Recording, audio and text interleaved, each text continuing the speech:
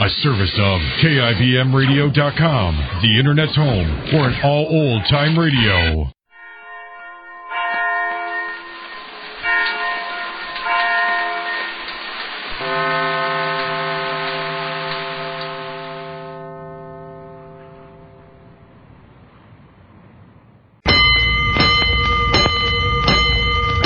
Five bells. Stand by all stations. Attention, all districts. A 5-alarm fire. 5 bells. Move in immediately. That's it. Let's go! Let's go! Firefighters!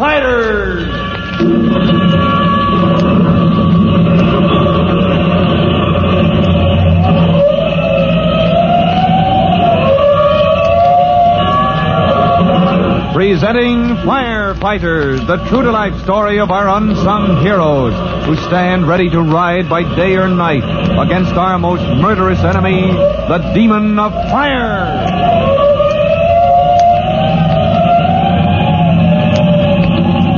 In just a minute, we'll stand beside Chief Cody at the scene of the fire in the Mechanical Standards Building, where Tim Collins, with other men of the rescue company, has penetrated the vault where a man is imprisoned. But first, there's just time for this message. Let's go, firefighters. Let's go to the scene of the fire in the Mechanical Standards Building, where Chief Cody commands the fight against the blaze that has swept through the second floor. He has pulled his men out of the building, admitting that... We've lost the first round, boys. That floor isn't safe.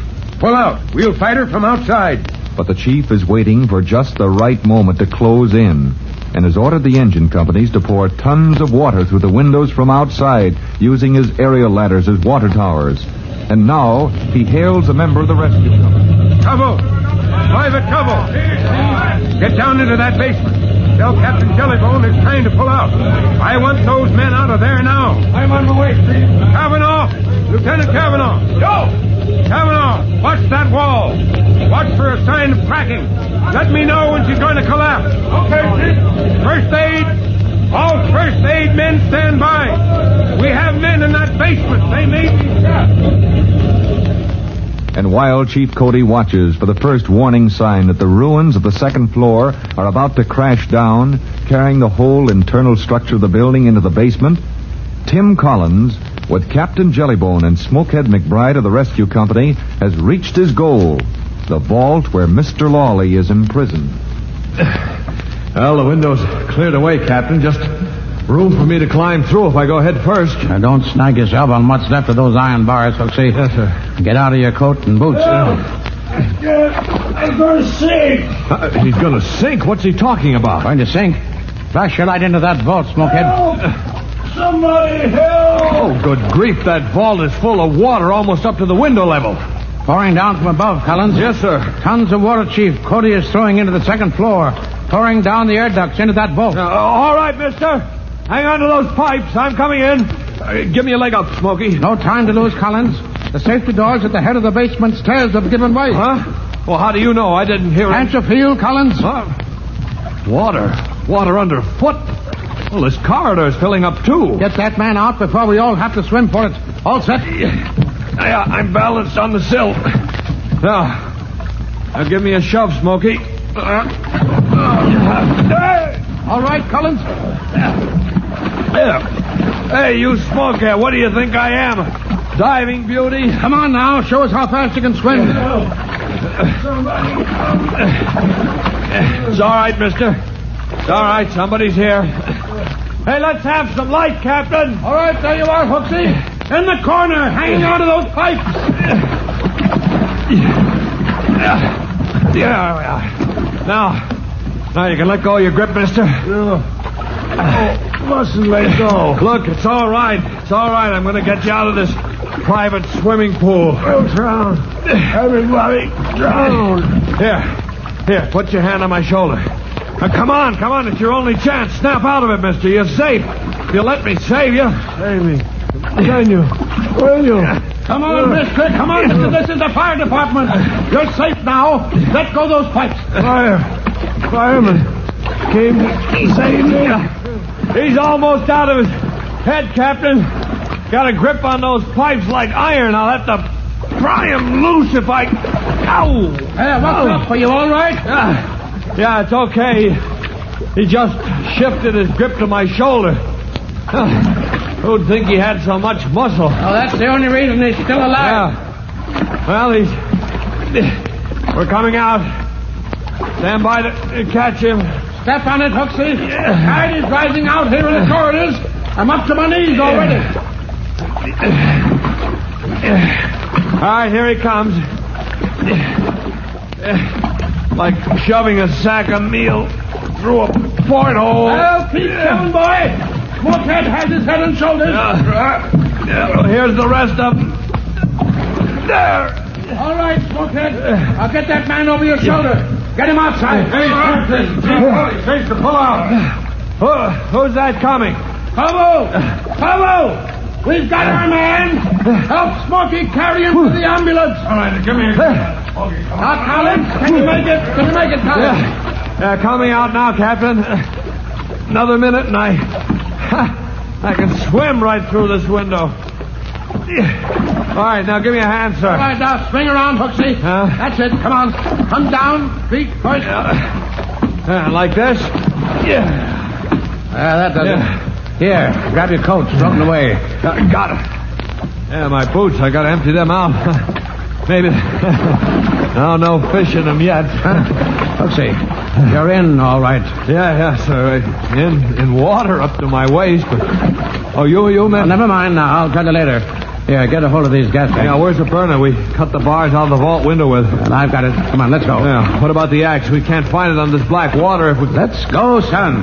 Smokehead took the axe, and that man Lawley, one in each hand. Now let's go. Something happened. Upstairs. It's happening down here in a minute. That second floor is going to crash through. Oh, good grief, we've still got 50 yards to go. We may not make it, boy. You know that, of course. Sure, but we can keep trying, Captain. Right. No, you have a right to be scared, you know, Hooksy. Me, sir? Oh, sure, but what's the odds? We did our job, didn't we? We got that man out. We did what Chief Cody ordered us, didn't we? Don't mind me, Hooksy. I was just sort of wondering what you're made of. Sir? You're in, boy, you're in. Oh, there you go again, Captain. In what? Never mind. I'll tell you later, I said. Just keep smashing along. Yeah, here's the garage. Only a little more way to go. This does it, boy. Here comes it. Outside the building, out in the street, Chief Cody stands for a moment silent as the echoes of the falling debris die away. This is what the chief has dreaded, that the fire-gutted interior would collapse before the men of the rescue company could be reported safe. But before he can turn his full attention to digging them out, he must then order... Close in! All companies close in! Down that wreckage! Bring every pipe to bear! And then, running toward the rescue wagon, he shouts... Truckmen, this way! Picks and shovels! Men trapped under the ruins! Hey, Chief Cody! We're okay, Chief Cody! We're reporting, Chief Cody. We got that man out in time. Collins, Captain Jellybone, am I glad to see you? Any more men in there, Chief? No, we're all clear now. Now, with no lives in danger, Captain Jellybone and Tim Collins are free to find other work. They check on the condition of the man they rescued and find Mr. Lawley resting comfortably on a stretcher. I must send a memo. One of your men find my secretary, Captain, to take a memo to Mr. Hewitt. Well, now, it's not going to be easy to find anyone in that crowd, Mr. Lawley. Well, if it's important, Captain, maybe I could... Something about your experience, Mr. Lawley? About how you got locked in that vault when the electricity was cut off? Just a matter of organization, Captain. I see. You see, under our Plan D, that's our plan for protecting the company records in case of fire. Yeah, so I understand. Your job was to carry those records down to the vault and lock them in the waterproof compartments and so on and so on. Yeah. And since those records are vitally important... Well, they must be to risk your life to save them. My duty, sir. My duty under Plan D. But since those records are priceless, I feel that in our new building... New building? Yes, new building, of course. The work of the Mechanical Standards Company must not be interrupted. We'll rebuild immediately, of course. I see. And you want to send this memo to the company president about the new building? No, about changes in Plan D. Since our records are beyond price, I feel it should be Mr. Hewitt's privilege to protect them, to guard them with his life. Captain, does he mean that? He thinks it's such an honor it should go to the top man in the company? That's it, isn't it, Mr. Lolly? The next time, if there's ever a next time... I feel it should be Mr. Hewitt's privilege as president of Mechanical Standards Company to go down with the ship, so to speak. Oh, good grief, Captain Jellybone. This is the first time I ever met a man who thinks it's a privilege to get trapped in a vault full of water in the basement of a burning building. Yes? Well, Collins, would you like to meet another man like that? Well, what do you suppose Captain Jellybone means? You can't blame Tim Collins for being puzzled. But there's no time now for the young fireman to answer riddles, because Chief Cody needs all hands to knock down the last remnants of the fire in the ruins of the Mechanical Standards building. For the end of the battle, listen to our next true-to-life episode of The Firefighters. In just a moment, Chief Bob Cody will tell you, boys and girls, how you can help the firefighters in your own town. But first, here's a message you ought to hear. And now, Chief Bob Cody with a special notice for the Firefighters Brigade. Chief Cody. Hello, boys and girls. This is Chief Cody with a suggestion for a plan for your own defense against fire. Do just as the regular firefighters do. Know your defenses and how to use them. For instance, know the exact location of the fire alarm boxes near your home, near or in your school, and near any place you go regularly, like a theater, clubhouse, or even the corner store. Know how to get to the nearest fire alarm box wherever you happen to be. And sometimes, in sudden emergency, that knowledge may save lives or property. Well, that's all, and goodbye for now. Fire Chief Cody and the young rookie fireman Tim Collins will be back on the same station the next time you hear... That's it. Let's go!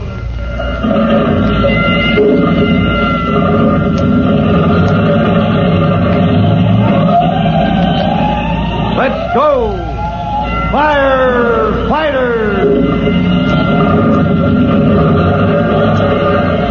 Ladies and gentlemen, the secret word tonight is chair. C-H-A-I-R. Really? You bet your life.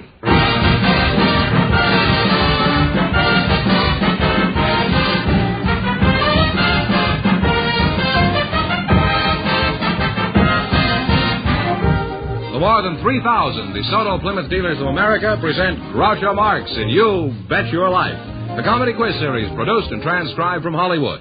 And here he is, the one, the only... Just call me Sam. Oh, that's me.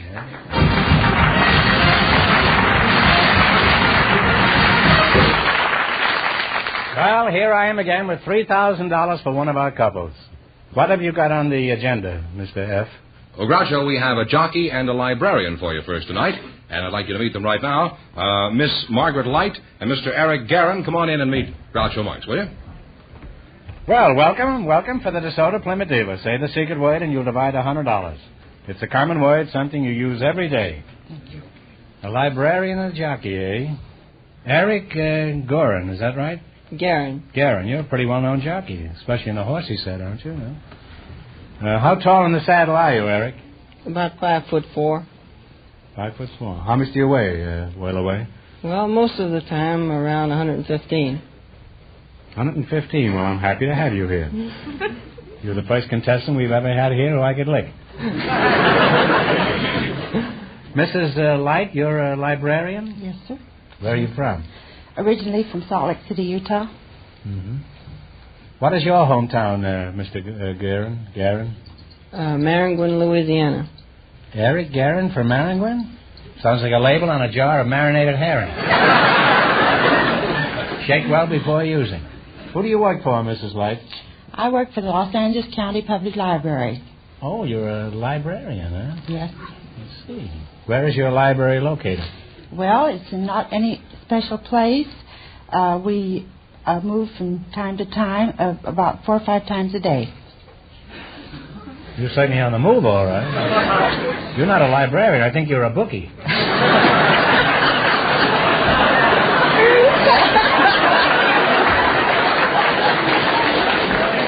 Now, before this joint is raided, I think you'd better explain that. Well, why do you keep moving so frequently? Well, I'm a bookmobile librarian. We go from place to place, and we have the technical name for it is a traveling library.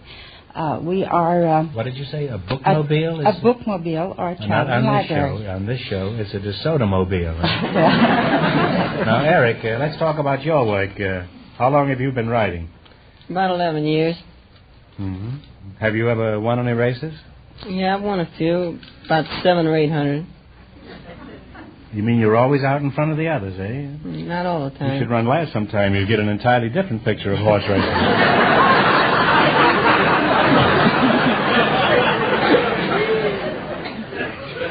Have you ever won any of the more important races, Eric? The red? Yes, I've won a few of those. What have you won? I won the Kentucky Derby in 1947 on really? Jet Pilot.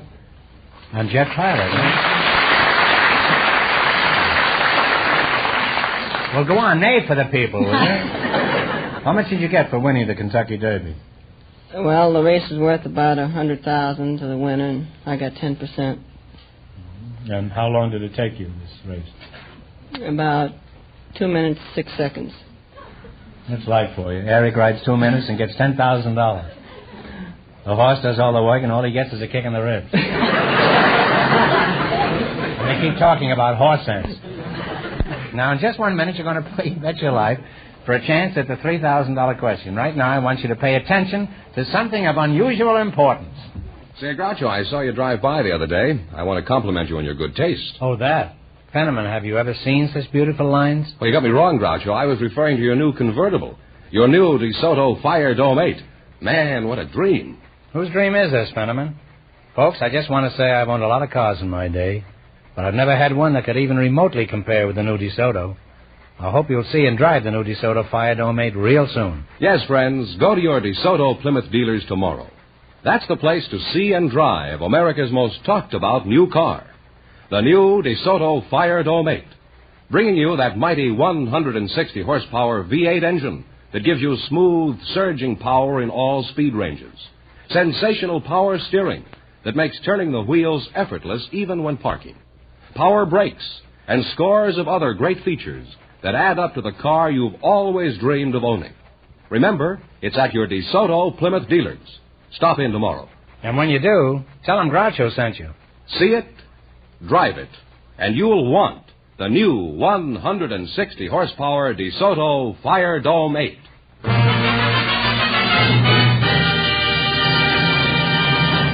All right, now let's see how you work together as a team. George, would you explain the rules to these children? You bet as much of your $20 as you want on each of 4 questions, and the couple that earns the most money gets a chance at the $3,000 DeSoto Plymouth question later on in the show. Even I understand that. All right, here we go. Let's see how high I can build you $20. You selected characters from famous books. Here's your first question. How much will you bet? 1975? Yes. All right, and what book is the character Becky Shaw? Vanity Fair. Vanity Fair is right.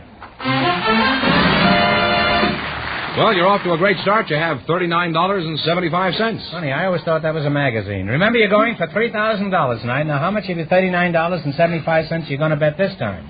About $39.50? Yes. All right, and what book is Jean Valjean, the thief, a central character? Les Miserables. Les Miserables.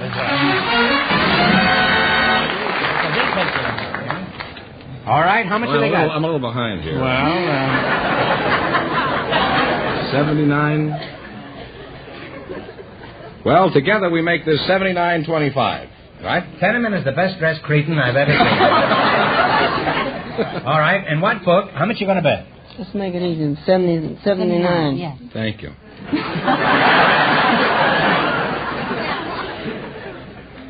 And what book is the character Sancho Panza? Don Quixote. Don Quixote is right.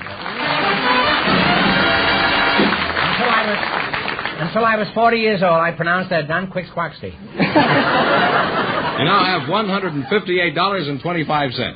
I prefer Don Quixote. How much have they got?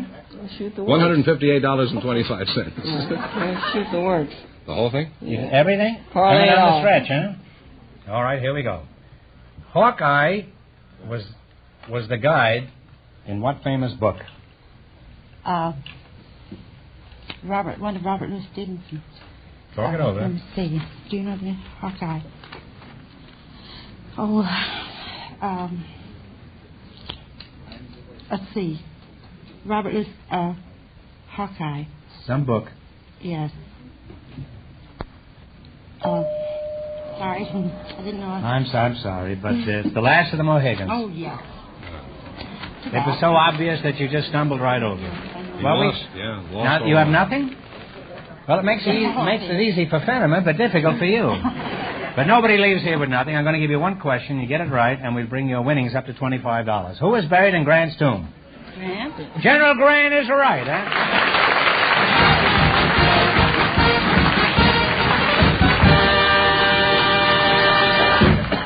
Thanks and good luck from the DeSoto Plymouth dealers.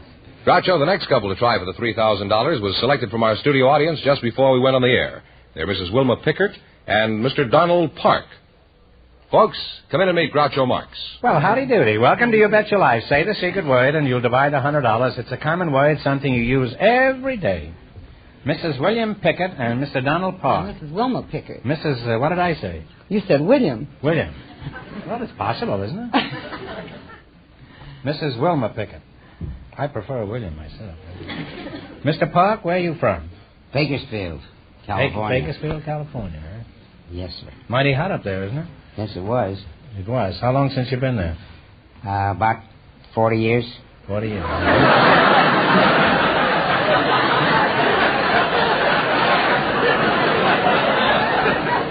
You must be quite an authority on the weather in Bakersfield. You been here the last 40 years? No, I've been here the last 25. Mm-hmm. Where were you in between? All around. Shifty answer. What is your hometown, Mrs. Pickett? I was born in Chicago on the south side. On the south side of Chicago. The Windy City. Does the wind still blow in Chicago? Oh, yes, there's a cold wind blows there all winter. Well, don't worry. When the politicians get there for the conventions, there'll be a hot wind blowing all summer. I used to live on the south side. Whereabouts did you live? I used to live in Grand Boulevard on 45th Street. Well, I lived on 44th Street. Gee, just down near Vincennes. Oh, I was 4512 Grand Boulevard. I live 548 East 44th Street. Oh, let's get together sometime. Right around the corner. Yeah. It's unfortunate that we didn't meet earlier. White Sox had a real good team then, too. It was the Black Sox. I remember my father talking about that.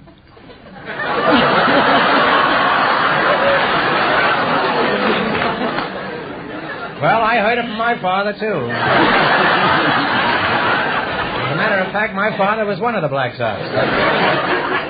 What sort of work do you do, Don? You've been standing there pretty quietly for quite some time. Associate Supervisor in Physical Education at the University of California at Los Angeles. Oh. What sort of work do you do there? I'm in charge of the aquatic program. What program did you say? Aquatic. Aquatic. Mm-hmm. The only aquatic program I know is the Democratic program. What is aquatics? Well, it has to do with water. That could be the Democrats, all right. Good many of them are in hot water right now. Are you married, Mr. Parks? Yes, I am. You are, huh? Where'd you meet your wife? Circus. Was she selling peanuts or catching them? We were both attending college at the University of Oregon, and the circus was in town, and we'd both gone up to the circus, and after we came out of the sideshow, she needed a way to get home, so I asked her if she'd ride in my jalopy, and I took her home to her sorority house, and... Well, did she know you were from the same university she was? I hope she did.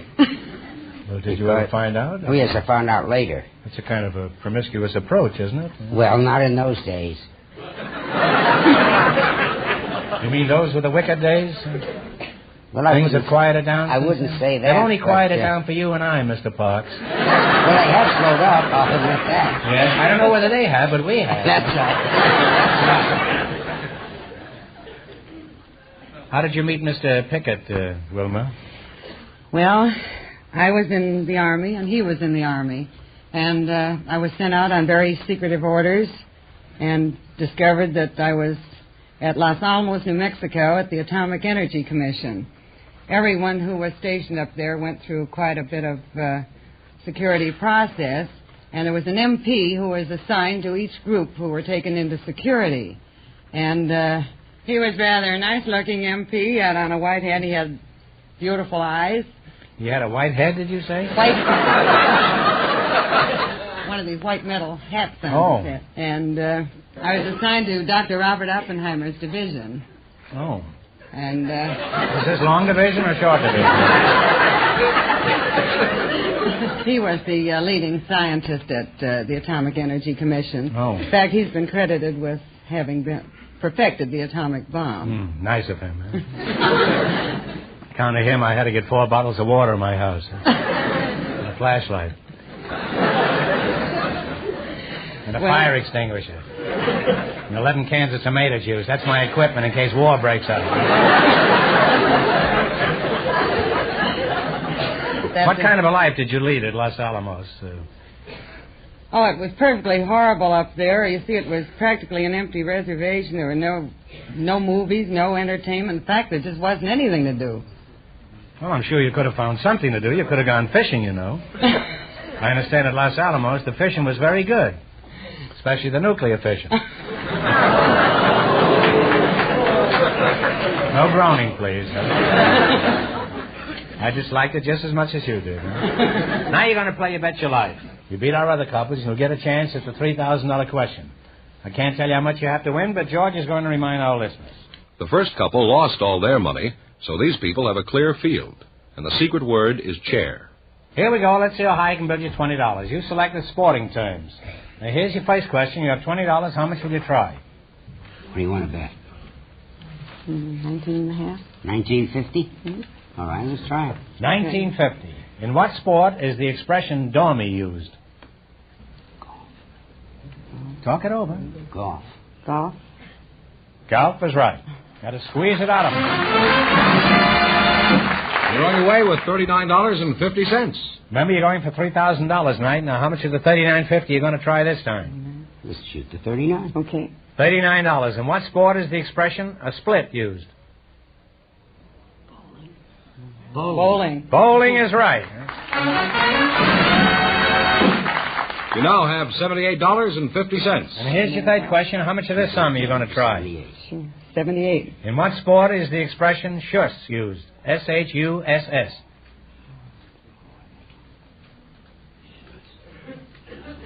If you don't know, take a stab at it.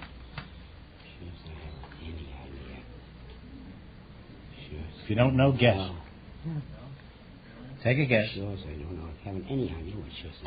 None at all. Well, it's skiing. Oh. You've dropped to 50 cents. Here's your last chance to beat the other couples. How much of the swag are you going to bet this time? All of it. All of All it? of it. In what sport is the expression across the board used? Horse racing. Horse racing is right. Well, they wound up with $1, Groucho. Well, nobody leaves here with $1. I'll give you one more question. Get it right, and we'll bring your winnings up to $25. Ready? In which direction is the North Pole? North is right, eh? Thanks. Good luck.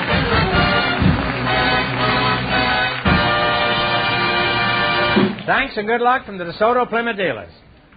We have a couple of young single people for you now, Groucho. They were selected from our studio audience just before we went on the air. And here they are.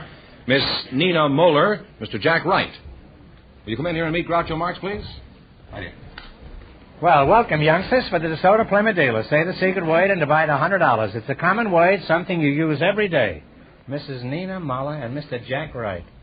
As healthy a brace of contestants as I've ever looked at. How old are you, Jack? 19 years old. 19? You're a real big boy, aren't you? Where are you from, Jack? San Angelo, Texas. San Angelo? Are they all that big down there? Guess so. How long you been up there? 18 years.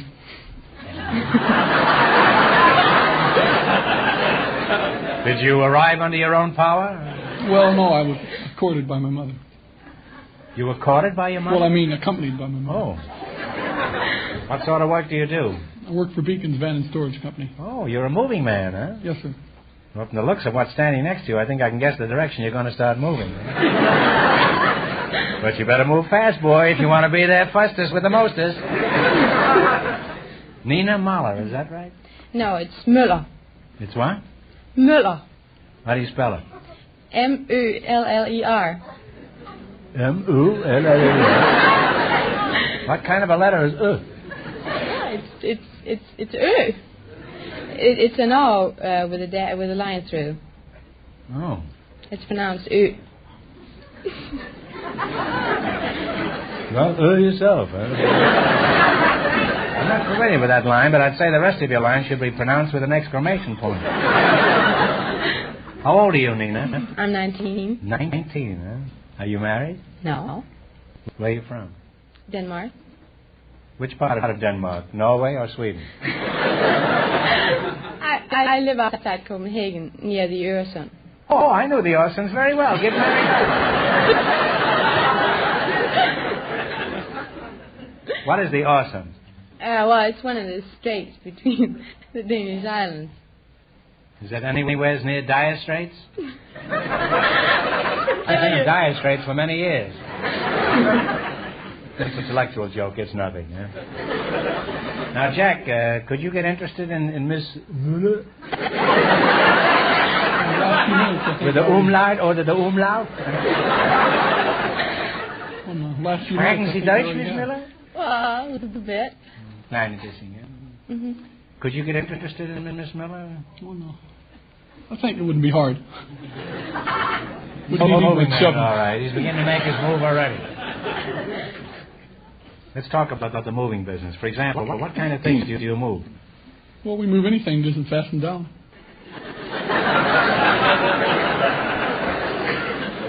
Nina, my advice to you is get a good grip on yourself.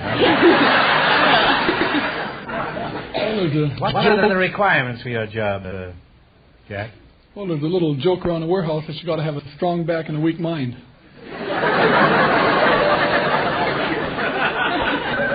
Well, it's certainly a little joke, all right. That's as tiny a joke as I've encountered in a long time. You have any other jokes around there, Jack? Well, not that I can call right now. What are you doing in America, Nina? I'm an exchange student. An exchange student? Yeah. Really, we Yankees always were good traders, weren't we? What were you exchanged for? A couple of battleships? No. I'm sure it was something substantial. Office building? No, I'm here on the Pan-Atlantic Scholarship. What does that consist of? Well, it's all the sororities that pay for a foreign student each year. Mm-hmm. And how do you achieve one of these scholarships? Well, you turn in your grades and then you write a letter why you want to go and what you plan to do. Mm-hmm. If I wrote a letter on why I wanted to go and what I planned on doing, I get a scholarship in Alcatraz.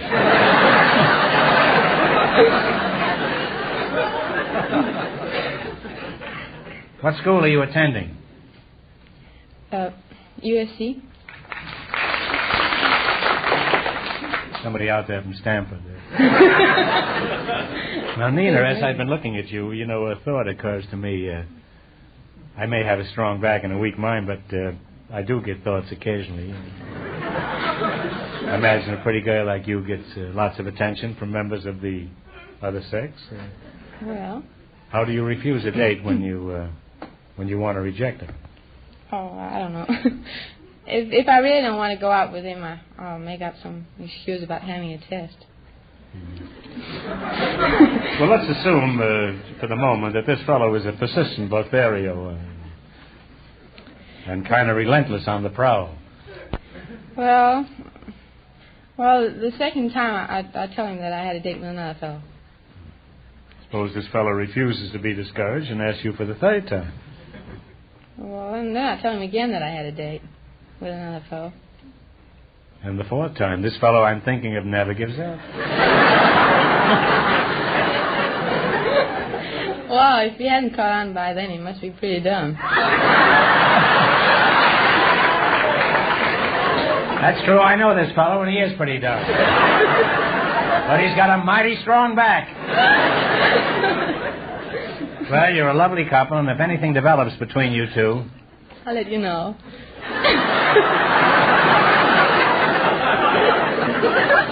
I'd rather you wouldn't, Nina. Of course, it'll depress me for some months. Now you're going to play You Bet Your Life. You beat our other couples, and you'll get a chance at the $3,000 question. I can't tell you how much you have to win, but George is going to remind our listeners. The housewife and the swimming teacher are ahead with $1. Here we go. Let's see how high I can build you $20. You selected professions and occupations as your category. Here's your first question. How much will you bet? Go ahead. 18. Okay, 18. $18. What do you call a person who sells goods at a public sale to the highest bidder? Auctioneer. Auctioneer is right. Well, you're on your way. You have $38. Remember, you're going for $3,000 tonight. How much of the 38 are you going to try this time? Okay, go ahead. All right. 30. He wins. How much? 30. What do you call a man who measures land? Landscape. Land I take that back. Land measured. Talk it over. It's a man. I know. Yeah, My vocabulary isn't very good in English. That's why I can't help it. Everything else is, Nina.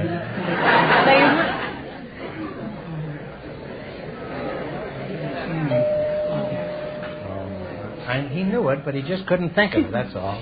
It's a surveyor. Oh, yes, that's right. Well, you still have $8. Well, now don't get discouraged. Here's your third question. How much of the $8 will you try this time? All of it. All of it. What do you call the doctor who specializes in the care of children?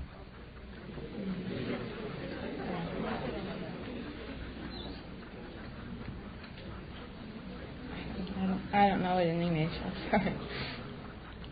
Would be an obstetrician. No. You're close, but it's pediatrician. Oh. Now they got nothing, huh? They're broke. Gotcha. Nobody leaves here broke. I'm going to give you one more question. If you get it right, you're going to win $25. It's a tough question. Are you ready?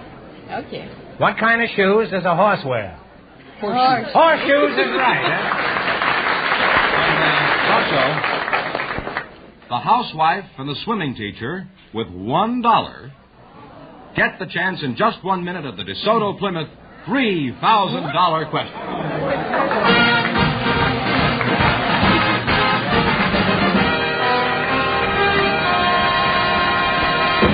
Here is a friendly tip to every car owner.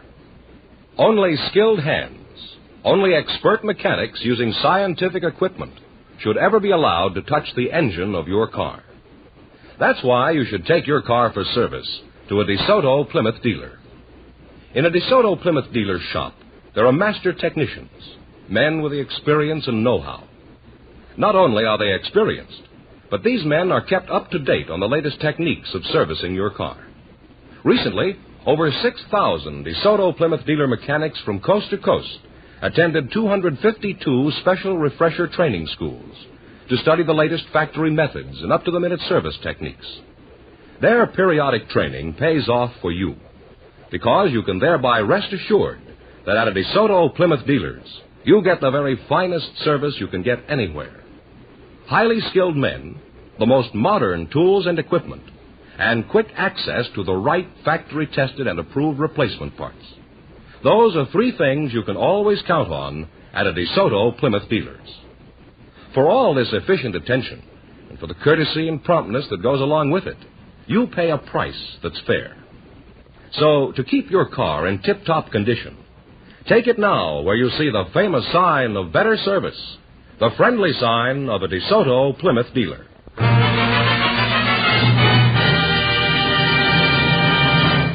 Well, here comes the swimming teacher and the housewife, all set for the DeSoto Plymouth $3,000 question, Groucho. But you never thought you'd be up here with $1. I should say not, Mr. Morris. Never.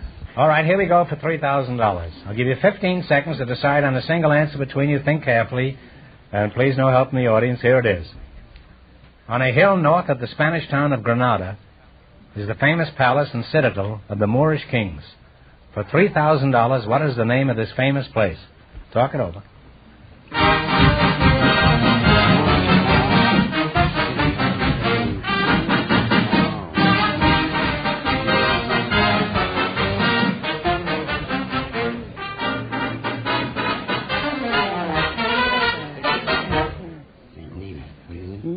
All right, what is the answer you two have decided upon? That's not the El Dorado. No, I'm sorry, it's the Alhambra. Correct answer is the Alhambra, so that means the big question next week will be worth $3,500. Well, you lost the big money, but after all, you won $1 in the quiz. I'm sorry you didn't win more. Congratulations, and thanks to both of you and to all of our contestants on the show tonight. Thank you.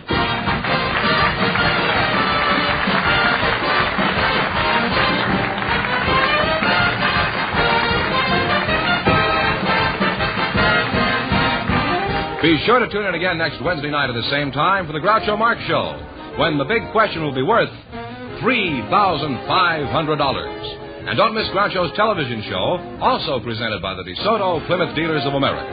And remember, all dealers who sell DeSoto also sell Plymouth.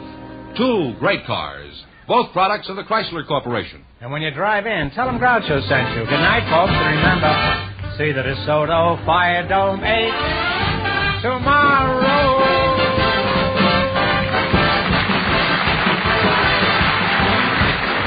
Folks, here's a reminder from the National Safety Council. Safe speed depends on conditions. You Bet Your Life, transcribed from Hollywood, is produced by John Goodell, directed by Robert Dwan and Bernie Smith, music by Jerry Fielding.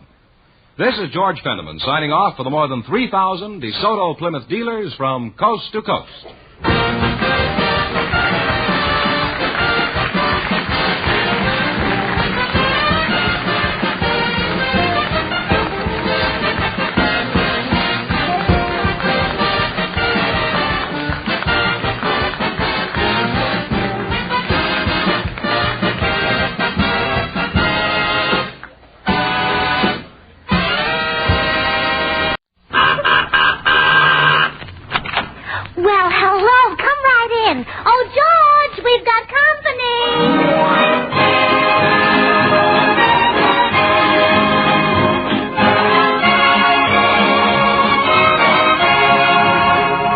Goodwin, speaking for Lever Brothers, makers of Swan, the new white floating soap that's pure as fine Castile.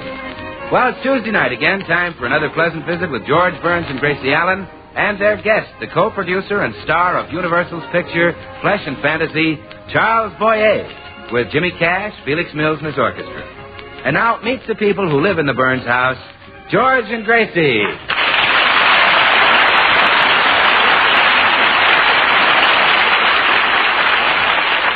Well, tonight we find George and Gracie just leaving their neighborhood movie, where they've been watching a romantic Charles Boyer picture.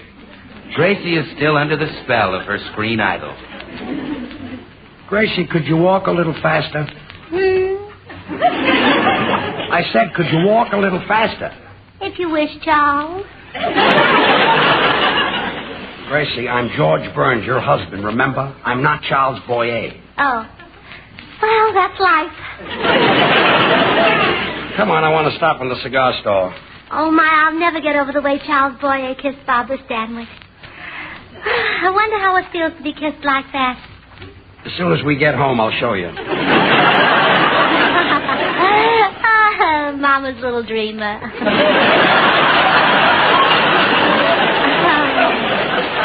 Well, never mind. Here's the cigar store. Well, good evening, Mr. Burns. Good evening, Stanley. Give me 3 Perfecto Royales, please. Yes, sir.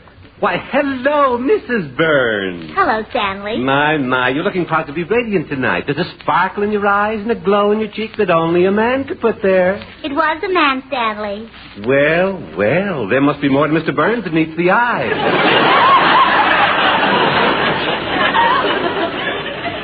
We've just been to see Charles Boyer. Oh, well, here are your cigars and your coupons. Thanks.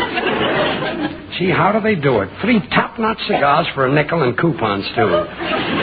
How many coupons do you have now? 19,000. Gracious goodness. Yeah, only 6,000 more and I get a key ring. Oh, George, pay Stanley for these 10 movie magazines, too. 10 movie magazines? Well, they all have articles about Charles Boyer. Look, Gracie, you can't... Greetings, Stanley. 'Tis I, Bolingbroke. Hello, cue ball. Well, hello, Mr. Bolingbroke. Why, bless me if it isn't the Burnses. Both the lovely one and the other one.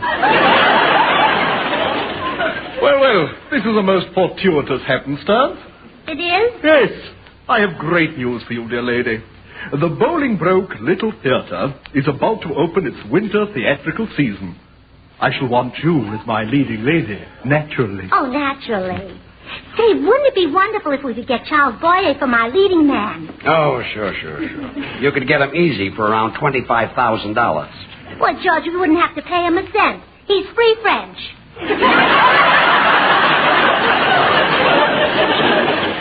Well, anyway, you're not going to get mixed up in that Bolingbroke's theater. All he wants is your money. Sir, you insult me. I would not touch 1 cent of her money. No? No. She can give it directly to my landlady. I thought so. Nothing doing. Get your movie magazines, Gracie. We're going home. Oh, and Stanley, I'll take a copy of Cowboy Love Tales. Oh, that is your favorite magazine, isn't it? Yes. What a coincidence. My opening play will be a dramatization of Cowboy Love Tales. Really? Yes. I can just picture your lovely wife in the role of Lucy, and you as the half-breed, Dirty Sam. Does the part of the hero, Oklahoma Tex, happen to be open? Why, certainly, dear friend. Of course, there is that little matter of money? Yes. Well, here's $5. Oh, cabbage from Mr. Morgenthal's Victory Garden. Well, Gracie, I'm going to be a leading man. You and I are going to be lovers in the old Bar X. I still wish it was a cast Bar X. Oh, come on home.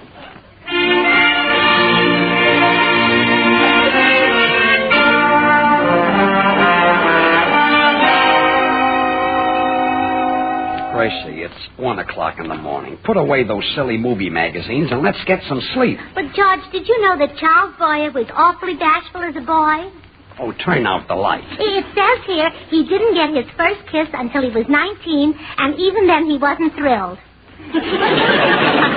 No, huh? No. Guess those French generals aren't very attractive. Turn out the light. The article I'm reading now is fascinating. Charles Boyer's 10 rules for being a successful lover.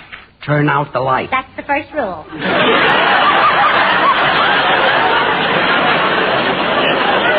Gracie, go to sleep. Oh, nuts. Now there's someone at the door. Could it be Charles Boyer? Of course not. Oh, then you answer it. Ooh, boy, the floor's cold. Hiya, George. I saw the light on. Something wrong? Yeah, something's wrong.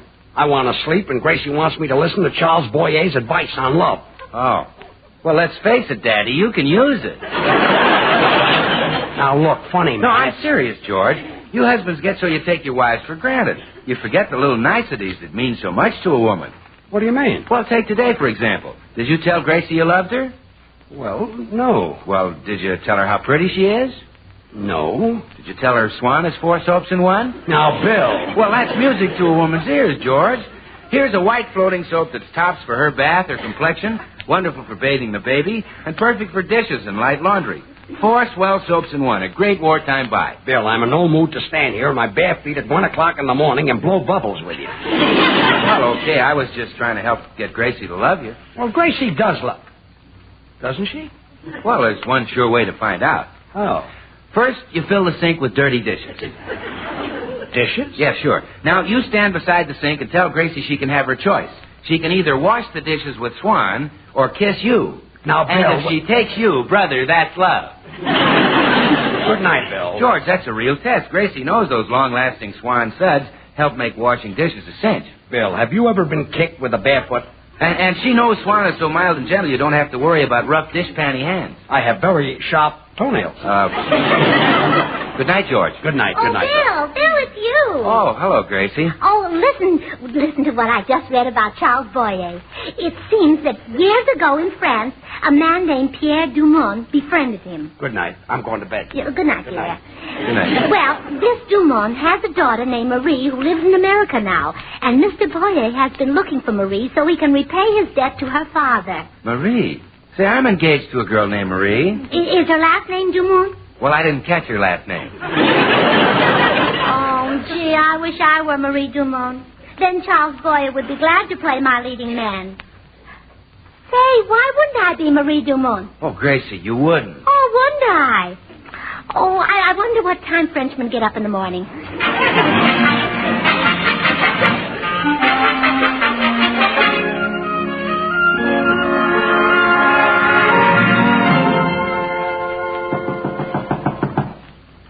Yes? Oh, good morning, Mr. Boyer.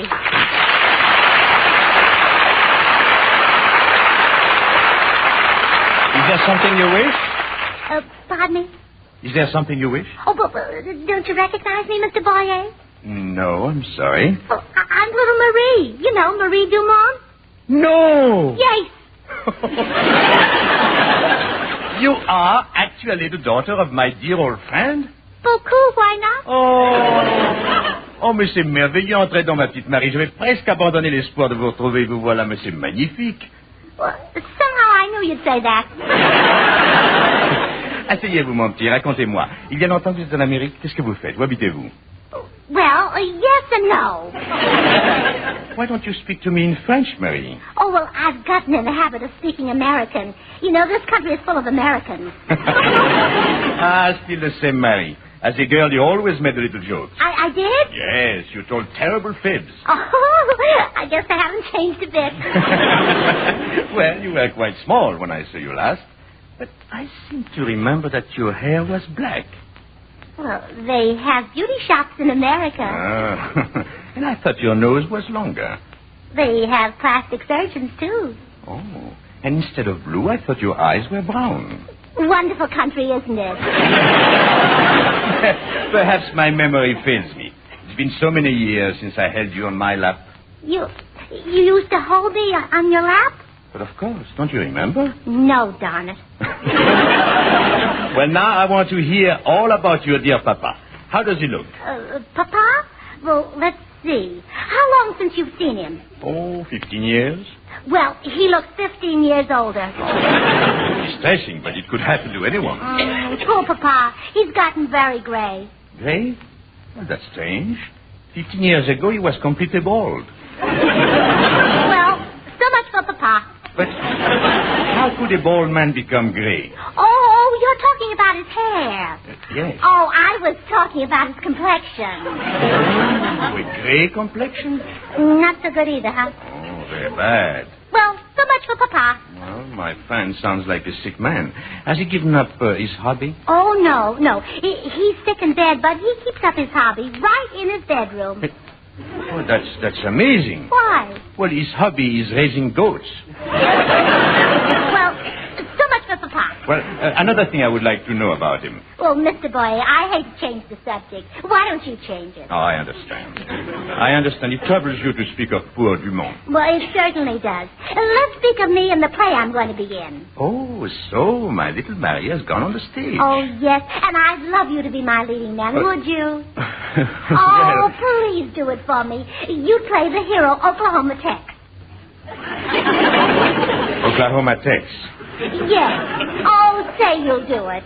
Well, how can I refuse? After all, it's a small way in which to repay my debt to Pierre. Who? Your papa. Oh, him. Well, if you'll come over to 202 Cannon Drive this afternoon, we'll rehearse our part. All right, I'll be there, Mary. Oh, and by the way, at my house, you'd better call me Gracie. My husband always does. Your husband? Oh, you're married. Yes. So don't mention how I used to sit on your lap. It's still pretty romantic looking. But why does your husband call you Gracie instead of Marie? Well, he can't speak French. George is a wonderful man. Oh, I'm sure he is. Oh, by the way, did you keep your promise to your father? My promise? Oh, of course I kept it. Of course. Of course. What was it? Well, you promised to marry a man in the same business as your father. Oh, that promise. Sure, I kept it. I wouldn't disappoint Papa. Well. So my little Mary is married to a wine merchant. Wine merchant? Oh, yes. I can't believe it. Oh, it's hard for me, too. What is his name again? George Burns. George Burns, the wine merchant. Well, I'll be running along. See you at my house this afternoon. It will be good to taste real wine again. Oh, won't it, though? How do you like your wine? Straight or with 7-Up? Again, you joke with me. Alors, au revoir, ma petite. Je me réjouis de vous revoir cet après-midi. Oh, how true.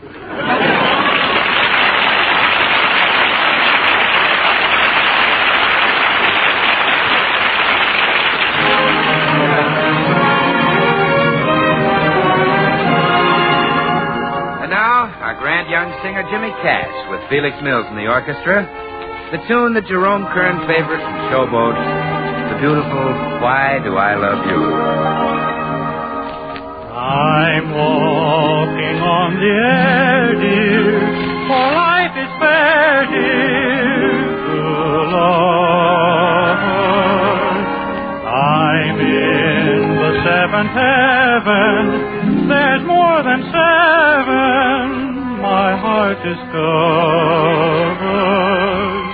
In this sweet, improbable, and unreal world, finding you has given me my ideal world. Why do I love you? Why do you love me? Why should there be two happy as we? Can you see the why or wherefore I should be the one you care for? You're a lucky girl, I am lucky too. All our dreams of joy seem to come true. Maybe that's because you love me. Maybe that's why I love you.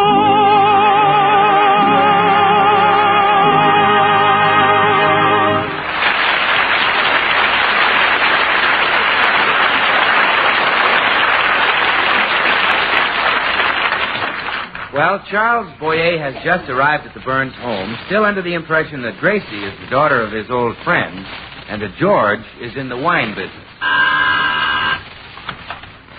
Why, Charles Boyer. How do you do? Your wife is expecting me. Really? Well, come in. Thank you. Your wife is a remarkable woman. She speaks English awfully well, don't you think?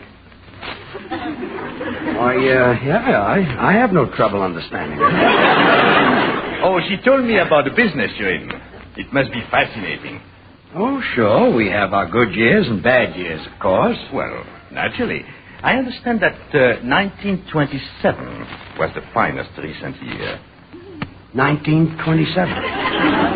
Yeah, I did pretty well that year. Made a big success in Altoona. Altoona? Oh, I'm not familiar with it. Is it anything like Sauterne? Sauterne? Well, that's a new one on me. Is it near Scranton? Well, possibly, but it's closer to Claret. One of us must be on a detour. Perhaps I can clear it up. Is this Altoona light?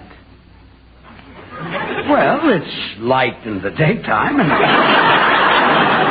then it gets pretty dark. Light and dark? Oh, I don't think I would like this Altoona. Well, it didn't seem bad in 1927, but I like Bridgeport better. Which port? Bridgeport. It had more bright lights. Oh, more sparkle, Yeah, you could put it that way. Well, this Bridgeport must be similar to Champagne. Well, Champagne is a lot further west, Illinois.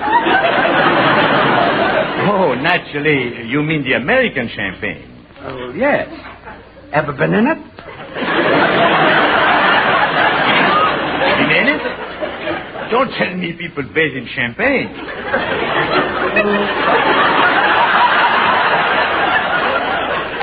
Well, why not? They bathe in Altoona. But don't the bubbles tickle? The bubbles, huh? Yes. Didn't you ever hear of bubbles in Champagne? No, but I knew a girl named Ginger in Peoria.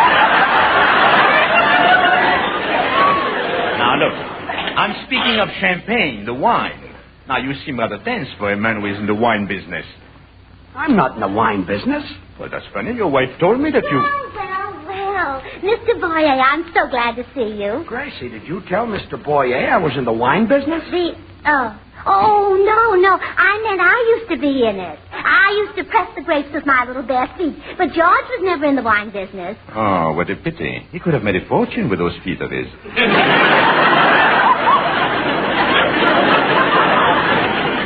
Gracie, you used to press grapes with your bare... Please, George, please. Mr. Boyer wants to discuss our play.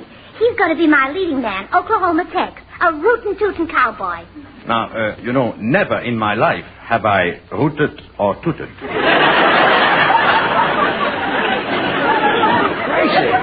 I thought I was going to play Tex. Oh, yes. Let your husband play the part, Mrs. Burns. I really don't believe I'm the type for a cowboy part. Oh, Mr. Boyer, you'd be a perfect cowboy. Well, you've even got the eyes for it. Big, dark, brown eyes, just like a cow's. Oh. Well, all right. I'll do it for your papa. Oh, you know Gracie's old man? My best friend. Gracie, where did Mr. Boyer meet you? Thank goodness. I mean, somebody's at the door. Come in. Greetings, good people. Oh, hello, Mr. Bolingbroke. Did you finish the play? Nice. Here are the copies of the script. Still damp with the dew of my genius. Oh, good. Mr. Bolingbroke, this is our new leading man, Charles Boyer. How do you do?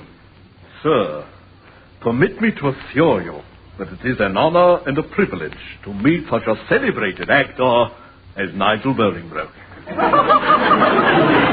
Oh, murder. Here's your script, Charlie. And yours, Mrs. B. Hey, how about me? Haven't I got a part? No. However, I might create a role for you. Is your wallet on your person? Oh, it's in the den. Then let us wend our way thither, eh? I create so much better in the presence of money. Okay, come on. Now, Mrs. Burns, forgive me if I seem to doubt, but are you sure that you are the daughter of Pierre Dumont? Oh, absolutely. Well, have you got a picture of him? A picture? Yes, a picture. Oh, a picture. Is that him on the wall? No, that's Abraham Lincoln. Oh, no, I meant the other wall. Oh, that's George Washington. Yes. Well, you're very well educated, aren't you? Oh, but I assure you, Mr. Boyer, I am Marie Dumont. Well, is there someone who could confirm your story? I mean, some Frenchman knew you and your father back in France? Some Frenchman? Oh, hello, Gracie. Oh, you have company. Why, Marcel Goodwin. Huh? Hello, Marcel. Oh, Gracie, it's just a finger wave. Say, isn't this Charles Boyer? Oh, then you see, Mr. Boyer, that proves he's a Frenchman. He recognized you. Mr. Boyer, I want you to meet Marcel Goodwin, who knew my father, Pierre Dumont, and who will tell you that I'm his daughter, and who probably can't stay long after he tells you. Oh, well, how do you do, Mr. Boyer? Bonjour, Marcel. Bonjour, comment ça va? Huh? Vous allez bien? And who no longer speaks French. Well, Mr. Goodwin, so you knew my old friend Pierre Dumont. Well, so I've been told. I mean, yes, I've been told that you know him, too. How did he look when you last saw him? Well, I tell you, I had to talk to him through the door. He was taking a bath. Oh, what did he say? Well, he said, Marcel, he said, this is the greatest soap I ever bathed with. And I said, well, sure, Pierre, that's Swan, the new white floating soap. He said, is it, Marcel? And I said, of course, Pierre. And Swan's not only great for your bath, but just the soap for bathing the baby. And it's great for dishes or light laundry. Swan is 4 swell soaps in one. Pierre loved his bath. Oh, didn't he, though? Well, so much for Papa. Goodbye, Marcel. No, wait. How about Madame Dumont? Of course, you saw her. Well, yes, she was bathing, too. In the same tub? Oh, Papa was a great one to save water. Well, no, you see, what I meant was he was bathing the baby in the nursery. Oh, I see. And what did Madame Dumont say to you? Well, she said, Marcel, this is the greatest soap I ever bathed the baby with. And I said, oh, sure, Madame, that's Swan. Doctors recommend Swan for bathing the baby. It's pure as fine cast steel, and it's also so mild, it's kind even to a little baby's tender skin. And then I said, and remember, madame, since Swan is so mild, well, it's just well for your hands and face, your complexion.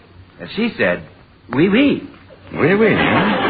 Talkative woman, Madame Dumont. Well, so much for Mama. Goodbye, Marcel. No, wait. Didn't they speak of me? Oh, yes, of course they did. We talked about nothing else. Oh, and what did they say? Well, they said, Marcel, when you see Charles, tell him that Swan breaks in two. Tell him he can put half in the bathroom for his hands and face tub or shower, and half in the kitchen for his dishes and light laundry. Well, au revoir, Charles. Au revoir, Marie. Oh, thank you, Marcel. Well, Mr. Boyer, see, now do you believe me? Well, I would still like to know. Well, Mrs. Burns, everything is settled. For an additional $3, I created a splendid part for your husband. Yeah. As the curtain goes up, I sing a cowboy song off stage. All right, let's start. Curtain, music, Burns. I'm heading for the last roundup. Da-da-la-doo-da-la, da-dee-da-la, da-doo-da-la-da-dee. Gonna saddle old plane for the last time and ride. Is that absolutely necessary? Oh, of course. It's mood music. Oh, but don't you think he mooed a little too loud? And now we are ready for the first scene. Lucy and Oklahoma Tex are sitting in front of the ranch house. Lucy, speak. Tex, it's a lovely evening, isn't it? Well, go ahead, Mr. Boyer. Oh, no, look, please, I don't think this part is for me. Oh, it's perfect for you. Now, come on. Tex, it's a lovely evening, isn't it? I reckon, as how it is, ma'am, that there sure is a right purty sunset. Brother. Tex, if I ask you something, will you answer me true? We all ants in the habit of lying down home in Texas, ma'am. This is the greatest thing since the invention of tear gas. Please. Tex, I want the truth. Do you really, honest and truly love me? Oh, Gracie, this next line is too much. No, I just Boy, what would Papa say? Oh, right. Oh, go on. Tex, I want the truth. Do you really, honest and truly love me? I sure do, gal. I got the doggonest hankering for you.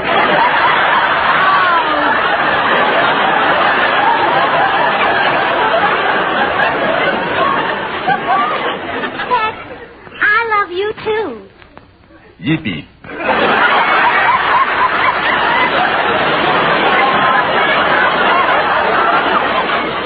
Well, now I've heard everything. No, Gracie, I'm sorry, but I cannot do this play. Really, even for the daughter of my best friend. Say, that's been bothering me. Where did you know Gracie's father? Well, he lived outside of Paris. Sure. He lived in San Francisco. Well, isn't that outside of Paris? Gracie, your old man has never been out of this state. So my suspicions were correct. You are not the daughter of Pierre Dumont. Of course not. She's Jughead Allen's daughter. So, you've been up to your old tricks again, huh, Gracie? Well, I just did it so Mr. Boyer would play Oklahoma Tex, but I guess I was wrong. You certainly were. I'll apologize to him. Oh, I'm sorry, Mr. Boyer. And besides, you're much too fine an actor, much too handsome and romantic to play Oklahoma Tex. You wouldn't be believable as such a stupid character. Oh, thank you. Here, George, you've got your part back.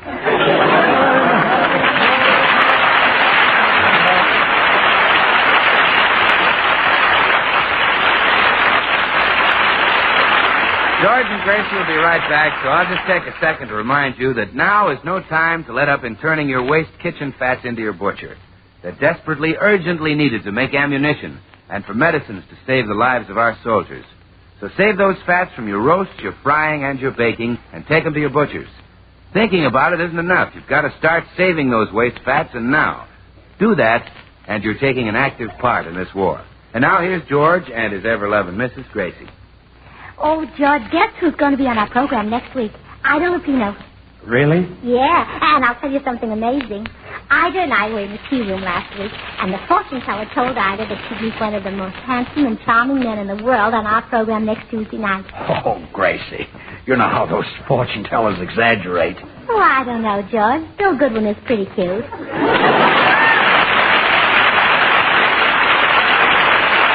The makers of Swan, the new white floating soap, join George and Gracie in inviting you to tune into your Columbia station again next week, same time, when our program will originate from the Naval Air Station, Terminal Island.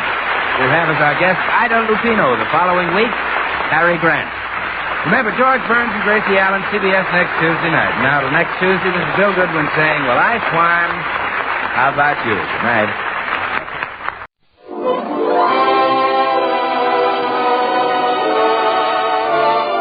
Amos and Andy Show. A full half hour of entertainment with all the Amos and Andy characters, plus Bud Gruskin and his orchestra, and those famous Delta Rhythm Boys.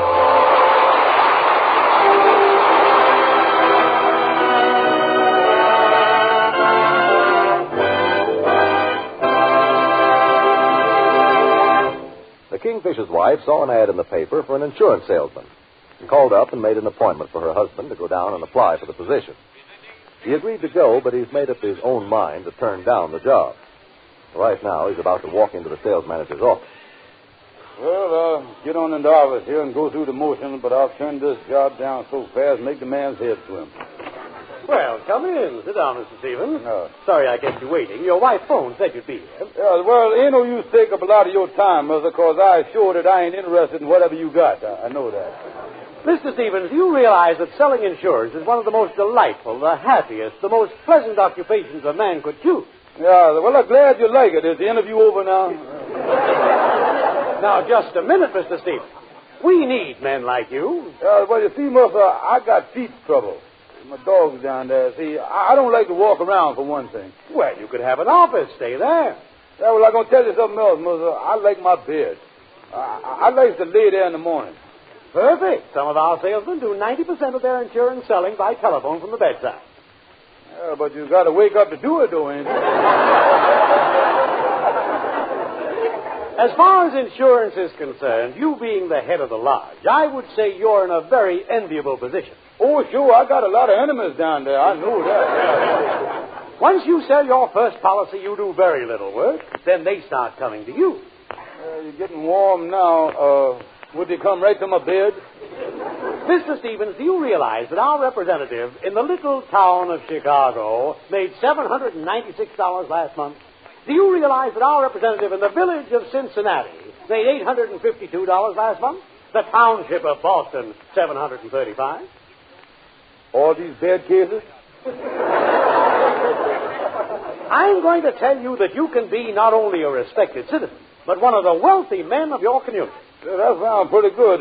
What'd the man do in that little Chicago again? What did he do? $796, not including his renewal. Now, if you go out there now and sell your first policy, you will start the snowball rolling. This snowball will gain momentum. Well, wait a minute, hold it. I don't like the cold. I want to work on the inside. That's what I want. Mr. Stevens, why don't you let our instructor in the next office give you the plan of one of our policies? Yeah, what kind of policy you want me to sell first? Now you're talking. Why don't you start by selling one of our burial policies? Burial policy? Mister, you got yourself a new salesman. I know just the man to hit first.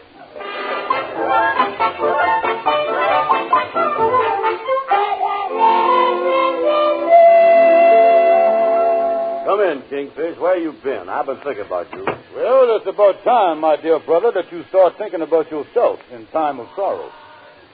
What is that again? When I found the real, true, honest value of insurance, Andy, I felt it my duty to humanity to accept a position selling insurance. You ain't done going to work, is you? Andy, what is your burial plan? Well, excuse me for protruding, but what is that again? Brother Andy, I got a policy here that takes care of all the arrangements for the departed at the time of sorrow. Coffin, flowers, 2 coaches, and many other things that you will enjoy. And it's your duty. It is your duty, Andy, to have one of these policies for protection. Oh, this is a great policy. What kind of policy is it? A burial policy. The slogan of our burial is, be covered when you is covered. Well, tell me, what kind of coffin comes with this policy? Coffin, funny thing. I just seen one. Very much like the 42. Very much like it. They're a little streamlined. Got chrome handles this year. 4 nice chrome handles. Yeah, I thought there was always 6 handles. Well, we feel that's bad, Brother Andy. We figured that if a man ain't got 6 close friends, that's going to leave 2 empty handles. Going to look bad. Yeah. Not only that, but if you put 3 on the side and they're walking around in the mud, they're going to step on each other's heels and pull the rubbers off and all that stuff. Yeah, that'd be a mess, all right. Might put a damper on the whole thing. Yeah. Oh, I got a burial policy here with a double feature that's really a honey. Double? You mean 2 coffins? Oh, no. Oh, no, we got several kind of policies. You see, the first policy, you get all the chrome and the box and everything, but you still ends up in Potter's Field. Well, what's the matter with Potter's Field? Well, it ain't high class. Oh, if you was put in Potter's Field, out of the 500 people attending the fracas, 200 of the upper crust would drop off at the gate. They wouldn't even put the foot in the place. Well, what is this double feature? Well, now, look here. For just a few more dollars, you was put in a lovely resting place. Forest Rest. 4 acres of beautiful green lawn, stately trees, and lovely flowers with a wonderful view. And I guarantee that you'll enjoy it there much better, Brother Amos. Yeah, well, I believe I'll buy that policy. The one where I get a rest in the forest. I like that. Now, do you want the A or the B policy? Is there 2 forest rest policies? What's the difference? Well, in forest rest policy A, you was in forest rest, but you was just inside the fence next to the railroad track. And if the railroad ever buys that land, you might end up being a roadbed for the New York Central. And not only that, it might be kind of noisy there, too. Yeah, but, Brother Andy, in the B policy for just a few more dollars, you get laid away on kind of a knoll under a bough of weeping willow. And our figures show that the turnout is much bigger under the weeping willow. Well, I think I'd like it up there, all right. Yeah, well, I think I can pull a few strings and have you put next to just where J. Pierpont Jackson lies.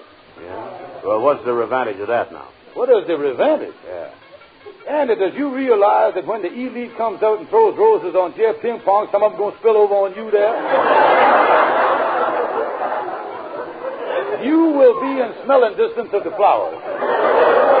No, listen, Kingfish, I don't want to buy no insurance, yeah? Well, now, wait a minute, Brother Andy. Let me look in the briefcase here and show you the pictures of the new coffin. Oh, they're beautiful. They make your mouth water. Oh, they're wonderful. They will, huh? Yeah, me, I done left them pictures at home. What'll I do? Hello, Lightning. Come in. Excuse me, I didn't know y'all was in here. Say, Lightning, run over to my house. It's just a couple of blocks away and get those pictures I left on the hall table. Now, I ain't got time to wait for him. Well, I won't be gone more than a couple of hours. I'll whiz right on over. They call him Lightning, but it's not because he's fast compared to Lightning. Even snails go whizzing past. When he's out picking beans, he waits till they drop right off the bush. He falls asleep in revolving doors, just waiting for someone to push. They call him Lightning. That's the slowest Joe I know. Slow motion Lightning. Only here he's got it slow. He can't keep working steady. He just sleeps for all his work. But when his wife says supper's ready, there's the fastest man on earth. You know one thing, man, that Lightning is really a character. And is he a lazy pup? Yes, he is. You know what I saw Lightning do one time? What? Go to sleep standing up. I saw him walking fast, pushing his little nephew Jim. That buggy wore Lightning out so fast, the baby wound up pushing him. No. Yeah, that's so Lightning. There's the slowest man in town. No one but Lightning exercises sitting down. He's always drowsy looking. He retires at 5:30. But when he smells fried chicken cooking, there's the fastest man alive. Hey, look at him go. I'll whiz right over. The fastest man alive.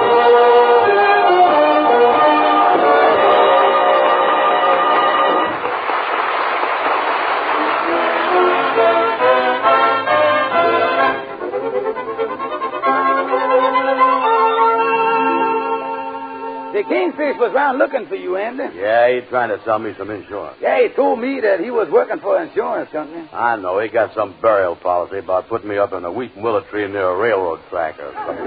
Yeah, well, the Kingfish is really going after this insurance. I walked out in the lodge hall this morning. He had a brother in the corner. I thought he was fighting. He had the brother by the coat collar, backed up in the corner there selling him insurance. Yeah, I know. I seen him coming down the street this morning. I turned around and run up the alley. He ain't smart enough to sell me no insurance. Well, hello there, boys. There he is, Amos. Spread out. Wait a minute there, Kingfish. Before you lock that door, let me out of here, will you? All right, go ahead. Shoot out quick. All right, so long. Now, wait a minute. You ain't got to lock the door, Kingfish. Andy, I'm still holding that burial policy, waiting for your signature. But in the meantime, I want to tell you about a life insurance policy coupled up with an accident policy that you can't afford to be without. No, I've been thinking it over. I don't want no insurance policy. Andy, look here. With the life insurance policy, you is protected from all kind of accidents, even explosion and collision. Well, what's the difference? You was dead either way, ain't you? Yeah, but it makes a difference in your burial policy, Andy. What to do with you? You see, in a collision, there you is. But in an explosion, where is you? Yeah, you're right. You got something there, all right. Yeah, well, now let me tell you about some of the features. The life policy's got the double indemnity feature. What is this double indemnity feature? Look here, did you ever dream that you was falling through the air? Oh, Joe, I dreamed I was falling a lot of times. Yeah, but you never hit the ground, though, did you? No, come to think of it. Every time I wake up before I hit. Yeah, you know science has done proved that when you dream you was falling, if you ever hit the ground, you was dead. You never wake up. Well, what about it? Well, if you die that way, we pay double indemnity.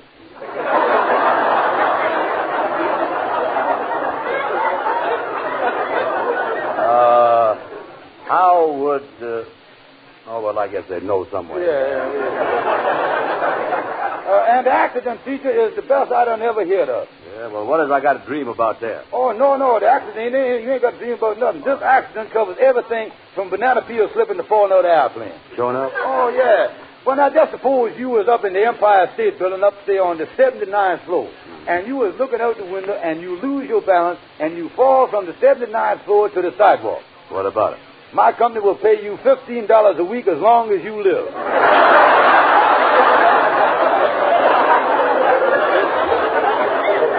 They will, huh? Yeah. And another nice little feature about this particular accident, the time of the payments don't start from the time you hit the sidewalk. They start from the time you leave the window. Yeah,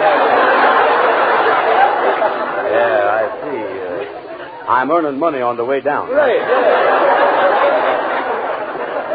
sooner or later, Andy, I was going to sell you some insurance. I don't want none. Well, now listen, Andy, look here. Let me give you a little physical examination now, just to make sure that I ain't wasting my time. Well, what good is that going to do now? Yeah, well, now, I just want to make sure that you're going to pass after you sign up. Now, take off your shirt. Now, go and take it off. Take it off. All right.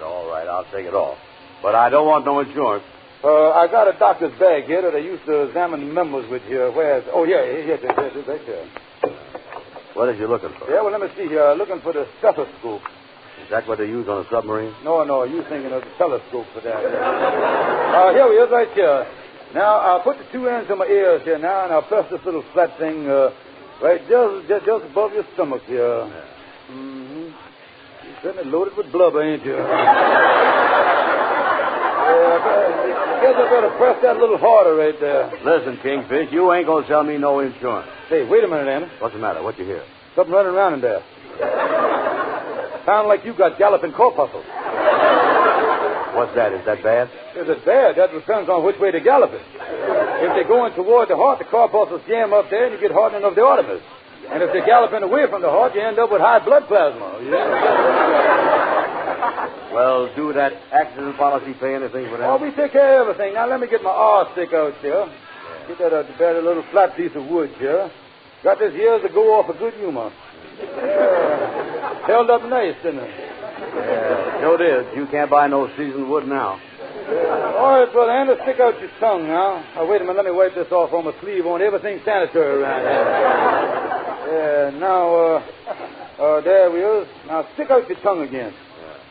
You ain't got to hit your necktie with it. Just let it hang out there. Now, say, but I ain't going to buy no insurance. Now, wait a minute. Open your mouth and say a long, Tonsillitis is all right. Looks fine. You got a nice kiss there. Yeah, that's all right in there. Big and roomy in there, all right. Now, close that trap up now. Now, let's see. The next thing is examination of your ears. Now, what you going to do? Now, hold still and let me look in your ear. Yeah. I'll get my eye right up to your ear there. What you see? What you see? Sure dark in there, ain't it?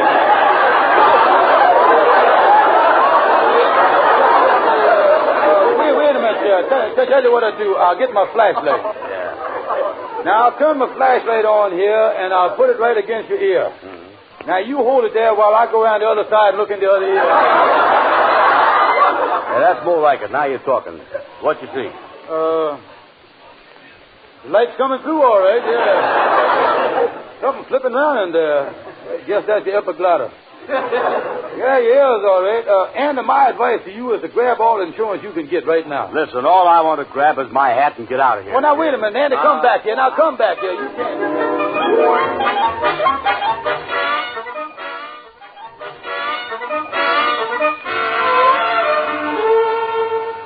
Sadie, the Kingfish has been trying to sell me some insurance.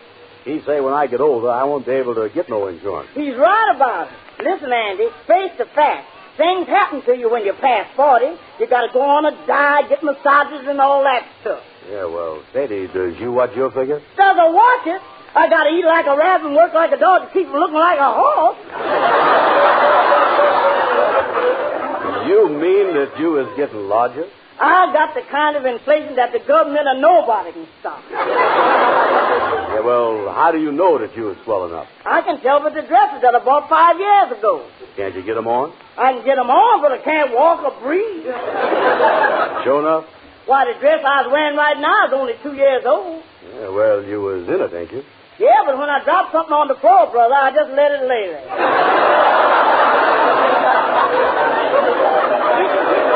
Yeah, well, listen, Sadie, I see people 40 years old look as good as they did when they was 20. Well, I can tell you why the women look as good. Why is that? It's a little thing called makeup. Makeup? Do the women use much of that? And when they're 20, just a touch of powder. In the late 20s, they add a little more powder with a little rouge. Yeah. Then they hit the 30s. Before they put on the powder, they put on a base cream. Then a lot of powder and a lot of rouge with little shades in here and there. Yeah, well, how about when they hit 40? Brother, at 40, it's just a plain calcimine job.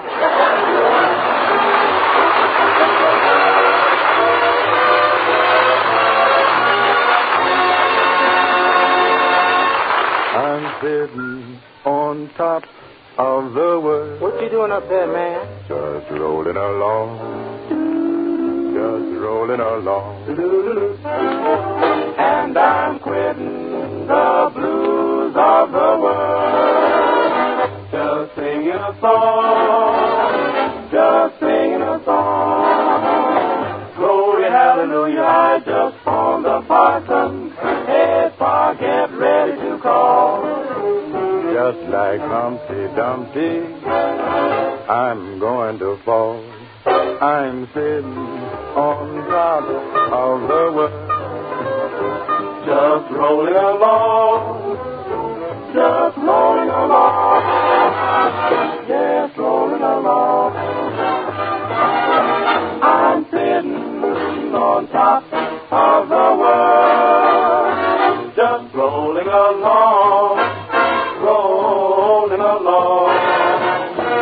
Glory, hallelujah, I just found the parson. Hey, Pa. Get ready to call. You mean me, oh? Yes.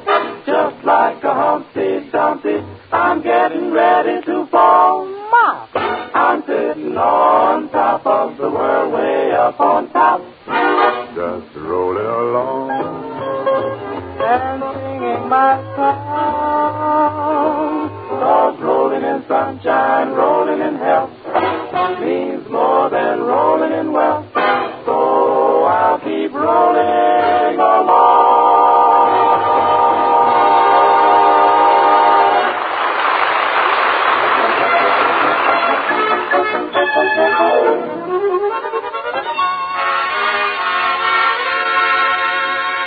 Hi, Shorty. Well, What's cooking? I'm glad to say. What's new around? I'm surprised. Hello, Andy. Say, listen, Shorty. I'm dodging the kingfish. He's trying to sell me some insurance. Oh, he was over to try to sell me some. No fool. When do you leave here? Let me see. He let me up off the floor exactly 3:30. Oh, I tell you, this kingfish is putting the pressure on me. The first time the kingfish was in, I was busy with a customer. I was shaving Nick Williams. Oh, yeah, I know Nick. He got me so excited, he made me Nick. Yeah, well, tell me this, Shorty. Has you ever bought any insurance in all your life? No, Andy. I tell you something. I used to sell insurance at one time. Sure enough, you did? Oh, yeah. The company that I work for, they put me through school, and then when I started out, they gave me a beautiful briefcase to carry all my papers in. A solid leather briefcase. I waited for them for 6 months and didn't make but one sale, but, man, it sure was a pip. Yeah, what'd you sell? I sold a state life policy that I sold a health magazine combination that was the best. I sold a fire and theft that was the briefcase.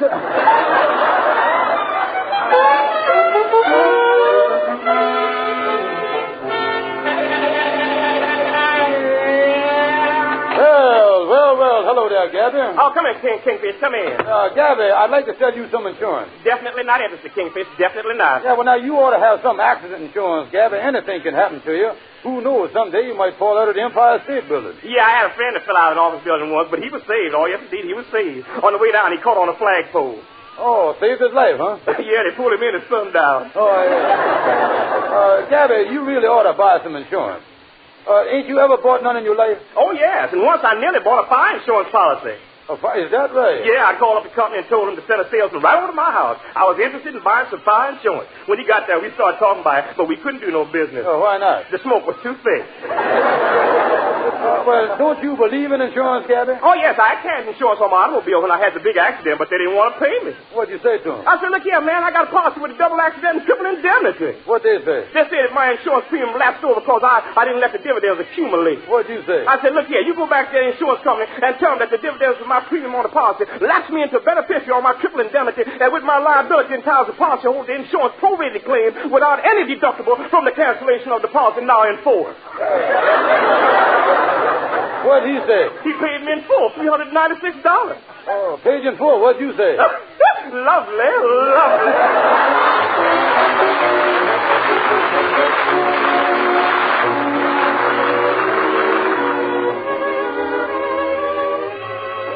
Well, hello there, Andy. What you doing over the house here? Come in. Well, the kingfish has been after me all morning about insurance again. Wanted to see me this afternoon.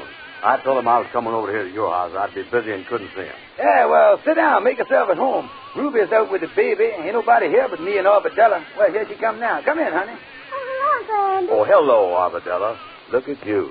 You're getting prettier every day. Thank you. Yeah, what you reading there, honey? Papa, I can read now, Uncle Andy. Say, Andy, I won't wash my face and hands and change my shirt. Why don't you sit there with Arbadella on the sofa? Okay, good idea. Well, I'll see you later. Yeah, sit down, Arbadella. You was my favorite girlfriend, you know. I'm in the 4th grade at school now. That's pretty hard, ain't it? You were in the 4th grade once, weren't you? Was I? 3 years. This is something I was told to read today. That's all. What's it about? You want to read me some of it, honey? Uh-huh.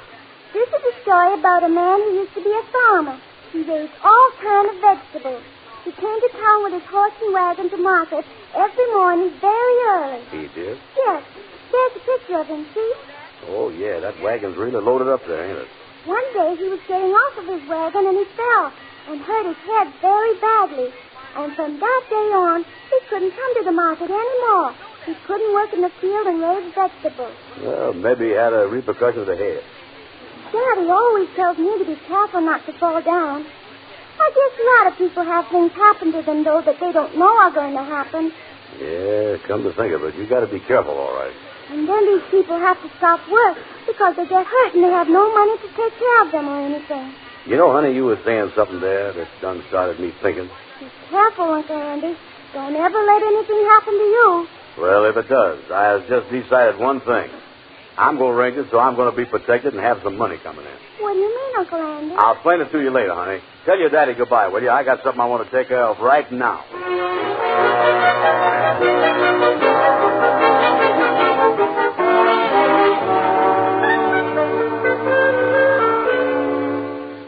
Brother Andy. Glad you come to your senses. Here's the pen and here's the policies. Just sign on the dotted line right there. You're okay. I'll sign all 3 policies. Yeah, that's accident, life, and burial. You know, Kingfish, you'll never know what made me decide to change my mind and take these policies. Well, whatever it was, Andy, you're doing the smart thing signing them policies. Well, there he is. I feel like a new man now. Got a feeling of security. Well, I got to get on home because I'm going out tonight. I'll see you later. Well, so long, Brother Andy. Thank you for the business. See you soon. So long. So long. Well, 3 policies. Let me see how much they're going to make on this deal now. On the life insurance alone. Hello? Hello, Uncle Kingfish? Yes. This is Arbadella. Yes, honey. I told Uncle Andy that story you told me to tell him. When do I get my 50-cent commission?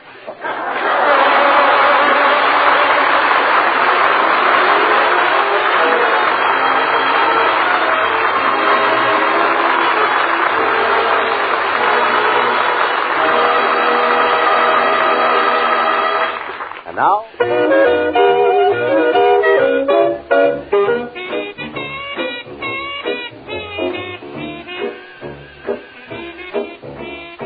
Now, this is a story about Honest John Jones, who went to work in Joe Grubb's grocery store. Joe asked John, would he take $25 a week? What'd he do, man? What'd he do? He took it. Every chance he got. Yeah, but one day Joe discovered what John was putting down. Yikes! So he tapped him on the shoulders, and this is what he said. Hey, John, put your glasses on.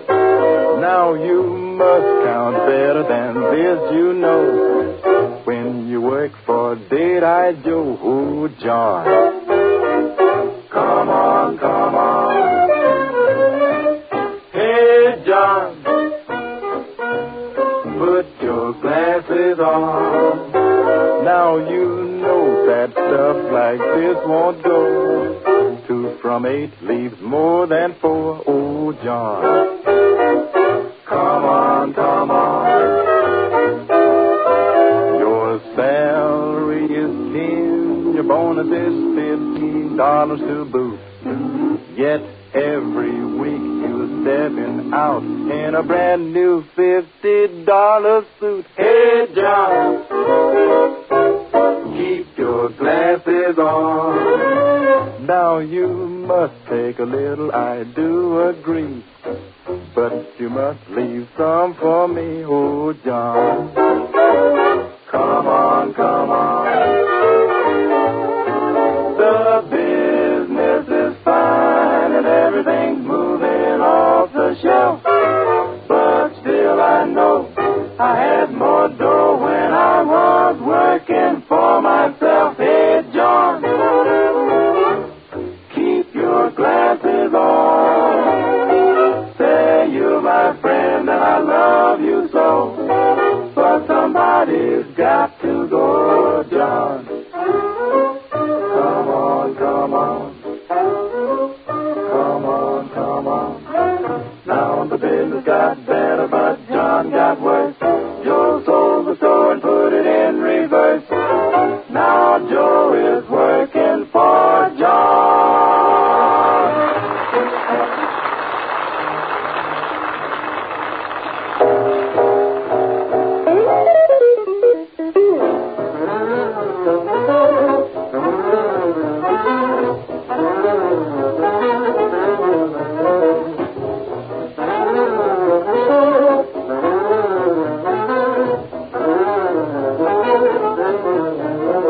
The Amos and Andy Show has come to you through the worldwide facilities of the United States Armed Forces Radio Service, the voice of information and education.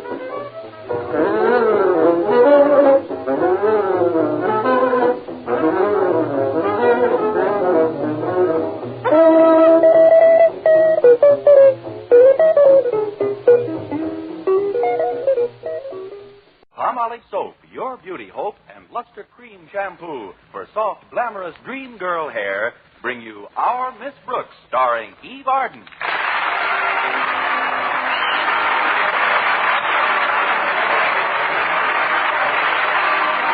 Our Miss Brooks teaches English at Madison High School, and although, like most of our teachers, she possesses a higher-than-average intelligence, she also possesses the higher-than-average curiosity of most of our women. especially when it comes to weighing machines. There's nobody more concerned about the result than a female who has just deposited her penny in the slot. Unless it's the male tub of lard who was on the scale when I got there. This happened last Wednesday after school. I was passing the drugstore and just happened to have a penny on me. Tuesday was payday. So I approached the weighing machine, and like I said, this brewery horse was stomping on the springs. And when he saw his weight on the little card, he looked around the drugstore, then made tracks for a sign saying girdle department. I calmly stepped aboard, and when my card came out, I glanced casually at my weight, chuckled as if to say, how much accuracy can you expect for a cent? And was just about to throw the card away when I noticed my fortune printed on the back. It said, a tall, dark man is coming into your life. Then, of course, I did drop the card. It landed in my purse, and I proceeded on home. By the next morning, I'd forgotten about it completely. As usual, I'd left word for Mrs. Davis, my landlady, to wake me at 7:30. Connie. Oh, Connie. Oh, what is it? Better hurry, Connie. You've only got 20 minutes. 20 minutes? What time is it? 7:10, and you've only got 20 minutes to sleep. Oh, fine. Well, come on in, Mrs. Davis. Did you have a good night, Connie? I said, did you have a good night? Good night, Mrs. Davis. You better get up now, Connie. Here, I've brought you some fruit juice. Go on, Connie. Take a sip. Oh, what kind of juice is this? It's a combination. Pineapple, papaya, and passion fruit. It's a genuine Hawaiian recipe. What do you stir it with, a ukulele? After you drink it, we'll have a nice... Why, Connie, what's that little white card? What little white card? This one here on your night table. Let's see. It says, a tall, dark man is coming into your life. Now, who do you suppose that could be? Well, it's not Sonny Tufts. He's a blonde. Maybe they mean Mr. Philip Boynton. The bashful biologist? No, Mrs. Davis. So far, he's managed to remain in the suburbs of my life. Well, of course, I don't believe in fortunes on cards and crystal gazing and palm reading and all that nonsense. There is, however, a logical and scientific way to arrive at certain conclusions about one's personal destiny. What's that, Mrs. Davis? Tea leaves. Now, you hurry and get dressed, and I'll brew the tea. After breakfast, I'll give you a reading. All right, Mrs. Davis. Oh, just a minute. What is it, Connie? Before I get out of bed, you better take that tall, dark man off my night table.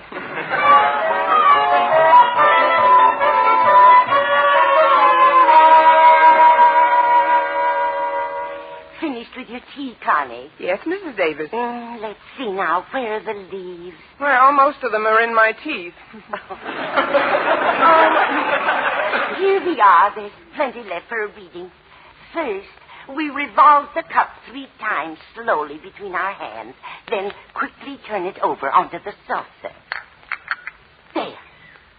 Well, what do you know? The weight card was right. What? There he is, right there in the cup. The tall, dark man who's coming into your life. Don't tell me you can't see him. Oh, of course. For a minute, I didn't recognize him with all those tea leaves on. This is an amazing coincidence, Connie. I'd like to get another reading, if you don't mind. Oh, not at all, Mrs. Davis. It's always nice to be sure. Well, what do you know about that? I know, he's gone. Left town without even saying goodbye. Connie, be serious. This is an amazing thing I see in this cup. What now, Mrs. Davis? I don't think I should tell you. Why not? Because you're not even married yet. Oh, but I'm a big girl now. I'll have to find out sooner or later. I never would have believed it. 3 of them. 3 tall, dark men? No, Constance. 3 little ones. 3 little dark men? Children. You're going to have 3 children. Well, don't look so shocked, Mrs. Davis. Maybe they're his by a former marriage. No, Connie, they're yours. But how can you keep your job at school if you've got to take care of Oh, I know. I'll get Mrs. Fletcher.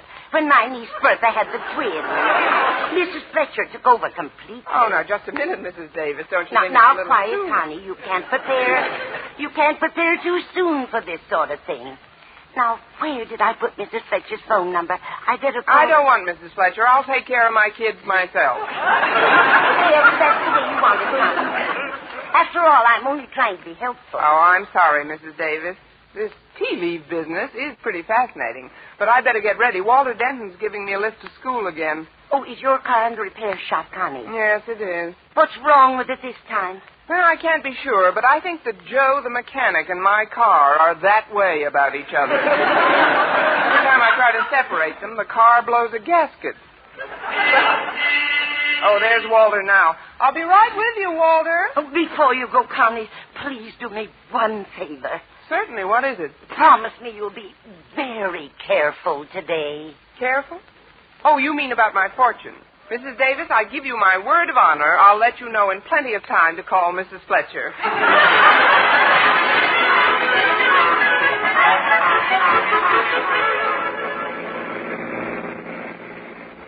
Walter, it's very nice of you to keep driving me to school like this. Oh, that's all right, Miss Brooks. I don't like to take advantage of the fact that because your car is incapacitated and I can jump into the breach now and then, transportation-wise, that is, you can't very well refuse gracefully, but I'm telling you, you can before I even ask you. That's squaring up, isn't it? Square as things since Clyde McCoy. But being an English teacher, I practically understand you, Walter. Just what kind of advice do you need this morning? Oh, it's a girl. What's a girl? Harriet Conklin. Why, Walter Denton, you've been wearing your glasses again. What about Harriet? Well, I'm afraid it's a pretty long story. That's all right. I have a pretty long ear. Well, as you know, Miss Brooks, Harriet Conklin is the daughter of Mr. Conklin. Granted. Who, in turn, is married to Harriet's mother, Mrs. Conklin. It all started the night before last. See, I told you it was a long story. Only the way you tell it. Go ahead. Well, the night before last, I had a date with Harriet to go to the movies. But when I got to her house to pick her up, she acted like I had bubonic plague or something. Did you? I mean, what did she do? Well, she said that she couldn't be bothered with me anymore because a tall, dark man was coming into her life. Her, too? Must be an epidemic. Where did she find out about this tall, dark man? Well, that's where her mother comes in. Maybe there's a shorter way to listen to this story. Her mother and Harriet had taken out the Ouija board that afternoon. That's when they found out about this tall guy. Well, after all, Walter, you can't compete with a non-existent rival. That's just the trouble. He's not non-existent. He's not? No, he materialized yesterday. Oh, now, Walter, please. No, it's true, Miss Brooks. Harriet told me all about him when I called yesterday evening, although I wasn't going to after the way she treated me the evening before. But when I did, she told me that this tall, dark French teacher had checked in at their house to give her father his papers before he began teaching French at school today. I know you're telling me something because I can see your lips moving. What is it, Walter? Well, don't you understand, Miss Brooks? It's called an exchange deal. This teacher came over from Paris, France. What did we send them? 2 outfielders and a shortstop? Oh, I don't know about that, but I do know that Harriet sounded like this French teacher was a combination of Maurice Chevrolet and... I know. Maurice Chevrolet and Charles Buick. I was going to say Charles Boyer. That's what I was afraid you were going to say. This teacher must be quite an interesting personality. What's his name? Let's see now. There's an article about him in the school paper. Oh, I know. It's Manette. Jacques Manette. Jacques Manette? Oh, you mean Jacques Monet. Say, that is a romantic-sounding name, all right. I'll bet he's a very nice person. Oh, it's not him I'm worried about. It's Harriet. Since he showed up, she thinks the Ouija board is infallible. The Ouija board? Oh, that's ridiculous. Harriet's much too sensible to... Why, I'm surprised at her. Next thing you know, she'll be having her tea leaves read. 3 children?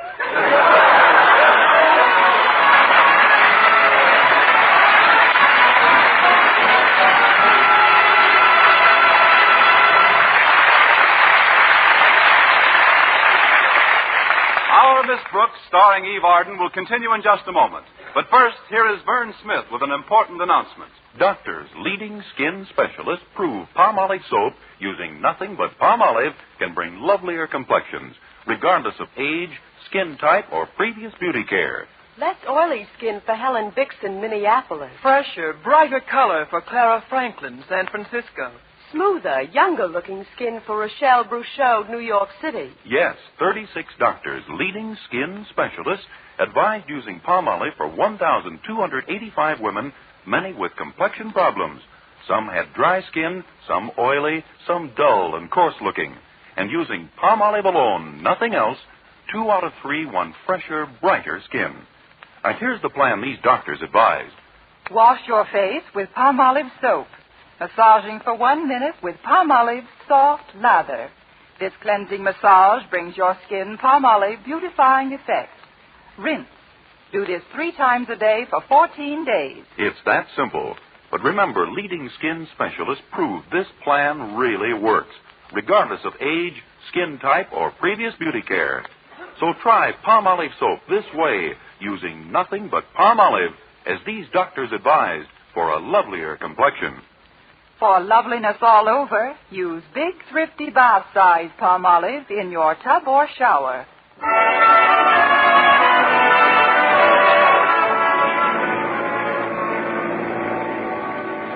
Well, here we are, Miss Brooks. Thanks, Walter, and don't worry too much about losing Harriet's affections. I'm sure the French teacher's just a passing phase in her life. Say, there's Harriet on the steps. I'll go find a place to park. See you later, Miss Brooks. All right, Walter. Hello there, Harriet. What? Oh, hello, Miss Brooks. You'll have to forgive me if I seem to be in a reverie. I've heard about your Ouija board. I don't care what anybody says, Miss Brooks. There must be something to it. Imagine the very next day, he came along. It's the first time I've ever seen capital letters in conversation. He must be quite attractive. Attractive isn't the word, Miss Brooks. No? What is the word? Heavenly. Super heavenly.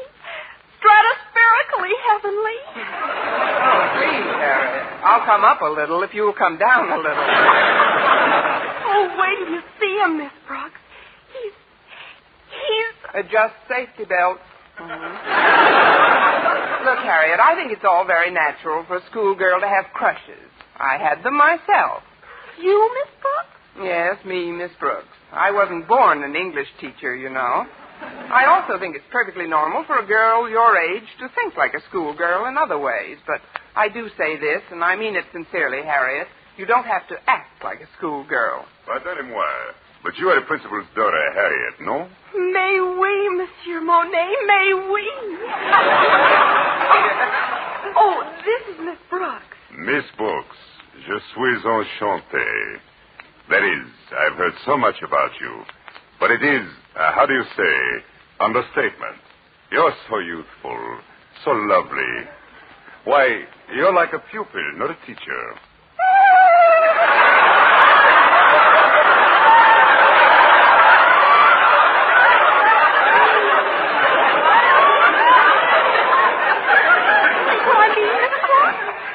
Run along, Harriet. You'll be late for school. But we're at school. Oh? When did that get here? Something is wrong. Wrong? Oh, I should say not, Monsieur Monet. It's just that, well, we don't meet such distinguished visitors every day, and, well, they must have given at least 3 outfielders and 2 shortstops for him. Pardon? Oh, it's just a figure of speech. Oh, and a lovely figure you have, too. Oh, this is a doll. Shall we go into the school, Monsieur Monet? Oui, yes. I have to stop at Monsieur Conklin's office. You show me where it is, huh? No? I show you where is it, yes. I hope Mr. Boynton sees us together. I'll direct Monsieur Monet to Daddy's office, Miss Brooks. Oh, you won't have time, Harriet. You have to freshen up before your class. Freshen up? But I just stepped out of the shower. Then give yourself a rub down. You'll catch cold. This way, way, monsieur.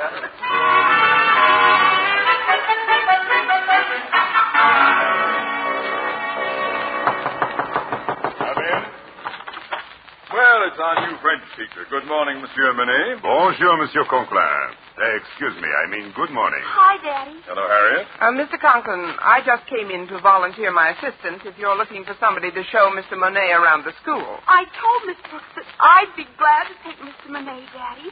Of course, I'd need your permission to cut one of my classes. Maybe English. I'm pretty well advanced in that. Me, too. Maybe we both could cut it. Please, I would not want either of you to, how do you say, put out yourselves. Oh, it would be silly to put out ourselves now. After all, we just started to blaze.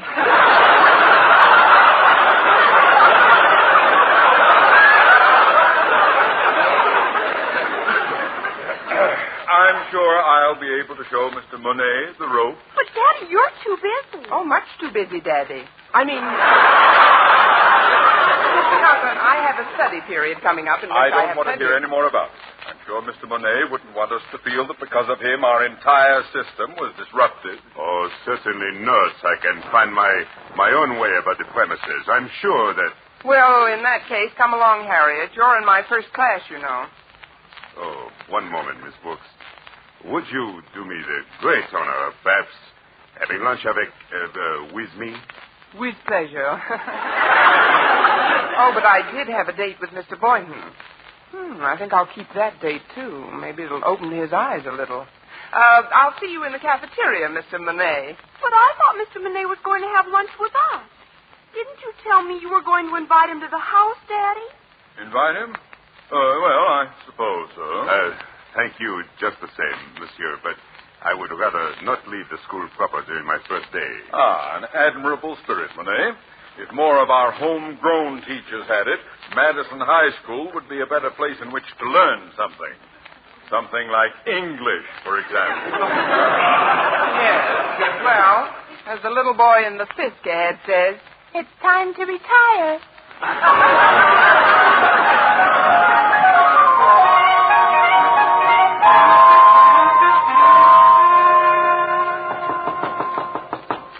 Come in. Hello, Mr. Boynton. Oh, it's you, Miss Brooks. How are you today? Fine, thanks. I'm glad I caught you before your class got in. I wanted to ask you about lunch. Oh, I'll be happy to join you. Thanks very much. Oh. Well, I had other plans, but how can I resist an invitation like that? By the way, Mr. Boynton, do you speak any foreign language? Just American. Why, Mr. Boynton, you're getting quite a sense of humor. Must catch it from your frogs. Really, though, do you speak French, for instance? No, I don't. Then you wouldn't know what a French person would be saying to me if he said it in French, would you? No, I wouldn't. Good. This may be a very interesting lunch for all of us. All of us? Yes, you see, there's a new teacher in school. Oh, you mean Jacques Monet? You've met him? Oh, yes. I had to deliver some papers to Mr. Conklin's home yesterday, and he was there. Oh, he's a prince of a chap. We had quite a time together. Be nice to see him again at lunch. Oh, it will. Oh, yes. As a matter of fact, you'll have to apologize to him for me. I'm afraid I'll be a little late. Oh, you will? That's too bad, Mr. Boynton. Why will you be late? Well, it's McDougal here. You know, my bullfrog. He's got me worried, Miss Brooks. It's his throat. He can't seem to croak above a whisper. Oh, that's too bad. Poor McDougal. Hi, Mac. He must have gargled. It sounds pretty good. No, I'll still have to stay close to him to see how the medication I'm giving him catches on. I'll get to lunch as soon as I can, though. Oh, good old Jacques Monet. He's a real man's man. You've been wrong before, Brother Boynton, but never like this.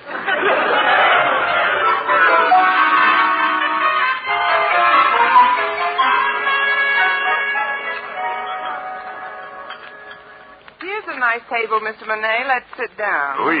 Yes, Miss Brooks. This is certainly a big restaurant. It's a cafeteria, Mr. Monet. Yes. Now then, shall we look at the carte du jour, bill of fare? Bill of fare? Mm-hmm. Oh, you mean menu. They don't have any menus here, Mr. Monet. No? Then how do you select an order? Well, here you don't exactly select an order. You just sort of point and holler. I'll show you in a minute. But first, I'd like to ask a little favor, Mr. Monet. As you know, Mr. Boynton is joining us for lunch. Oh, yes. Yes, fine fellow, Mr. Boynton. A real man's man. On him, it fits. I mean, he is a very nice man, but he's sort of shy. Shy? Why should he be shy? He is tall, muscular, with a fine head of hair, good teeth, pleasing manner. What else is new? What I wanted to ask of you is very simple. You see, Mr. Boynton is too bashful to ask you himself, but I'm sure he'd get a tremendous kick. That is, he'd enjoy it if you spoke nothing but French during our lunch. But why? Well, he's trying to learn how to speak your language. He understands it fine, but he's not sure of his pronunciation. He could learn a lot from you about a lot of things. Well, I suppose I could help him. He's coming over now, Mr. Monet. Remember how you kissed my hand this morning? Would you do it again, please? What? Quickly, Mr. Monet. It's part of Mr. Boynton's education. Hurry. Here, my hand. Miss Brooks, I don't like to be, how do you say, gouchy, but you're pushing out one of my feelings.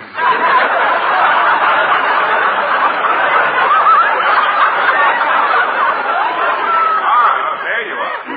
What's the trouble, Mr. Monet? Got something caught in your teeth? Just an old cuticle of mine. Sit down, Mr. Boynton. Comment ça va aujourd'hui, monsieur? Yeah. How do you like our cafeteria? C'est bon. Mr. Monet says it's lovely, but not half as lovely as I am. Why, Mr. Monet, how flattering. Let's see now. What do we eat today? Well, how about the roast beef? That's what I'm going to have. Me, too. How about you, Mr. Monet? Tell him in French. Je désire un petit marmite, ou vichyssoise, une salade et une tranche de roast beef, des haricots verts, des crêpes Suzette et une demi-tasse. Oh, Mr. Monet, you and your compliments. Oh,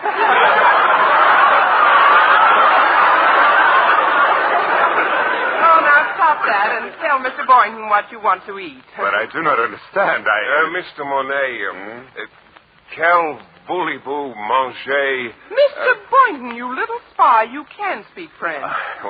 No, I can't, Miss Brooks. Not really. Those are just a few words I picked up when I was in the Army. The Army? You were stationed in New Orleans, and you know it. But near the French Quarter. Well, let us not delay any longer. I don't suppose they have what I really want for lunch. But maybe, eh? Do they ever have frog's legs? What? Oh, don't say it, Mr. Monet. Well, why not? Frog's legs are delicious to eat. Let's all have them, huh? Me? Eat frog's legs? What? I'd feel like a cannibal. If you'll excuse me, I'm afraid I've lost my appetite. I'll see you later, Miss Brooks. Why would he feel like a cannibal if he ate frog's legs? He is not a frog. Only in some ways is he not a frog, Mr. Monet. But don't worry about Mr. Boynton now. Oh, yes, you're right. You're right, Miss Brooks. You know, in a way, I'm glad we're alone. There is something I would like to ask you. You see, I have been searching for just the right one ever since I come to America. And now, well, I feel that my search is at an end. You are the one I've been searching for. Oh, Mr. Monet. But Mr. Boynton's gone now. You don't have to talk like that to me. Oh, I don't think of Mr. Boynton. I think of you, Miss Brooks. Ma chère, Miss Brooks. I have something personal to talk to you about. But right now I'm late for an appointment with Mr. Conklin. Can you meet me someplace, right after school? How about the Casbah? I mean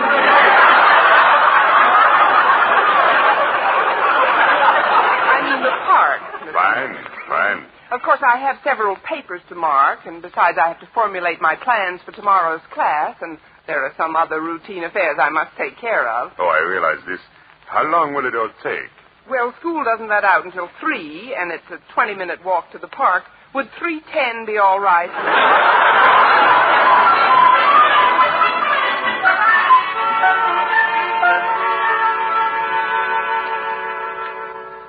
I will come right to the point, Miss Brooks. I have met you here in the park to make you what you call proposal. Proposal? But, Mr. Monet, you hardly know me. Oh, I know you well enough for this, Miss Brooks.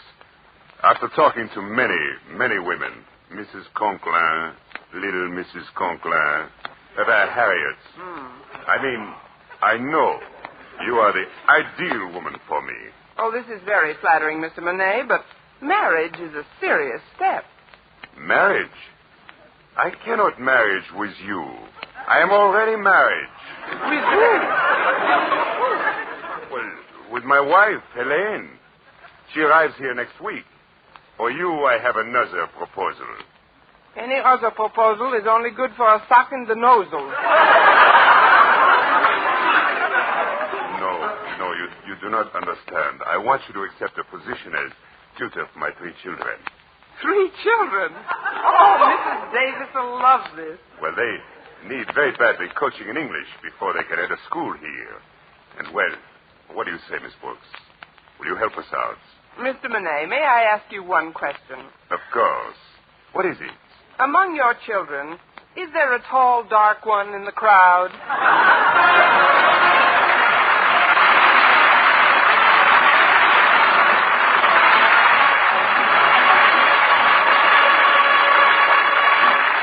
Eve Arden as our Miss Brooks returns in just a moment. But first... Dream girl,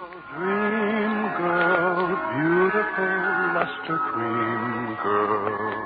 Tonight, show him how much lovelier your hair can look after a Luster Cream shampoo. Only Luster Cream brings you Kay Dumat's magic formula blend of secret ingredients plus gentle lanolin. Gives loveliness lather even in hardest water. Glamorizes your hair as you wash it. Luster Cream. Not a soap, not a liquid, but a dainty cream shampoo. Leaves hair fragrantly clean, free of loose dandruff, glistening with sheen, soft, manageable. Gives new beauty to all hairdos or permanents. 4-ounce jar, $1. Smaller sizes, either tubes or jars. Tonight, try Luster Cream shampoo and be a Dream girl, beautiful luster cream girl. You owe your crowning glory to a luster cream shampoo. And now, once again, here is our Miss Brooks. Well, I promised Mr. Monet I'd help him out with his children, but I must admit I was a little let down when I found out he wasn't a bachelor. And I said as much to Mrs. Davis. Yes, Connie, it's a shame that such a darling man is already married. But he served his purpose as far as upsetting Mr. Boynton goes. What do you mean, Connie? Well, the day after we had lunch together, Mr. Boynton was so concerned about the situation, guess what he did? What? He put a brand new lock on his frog's cage.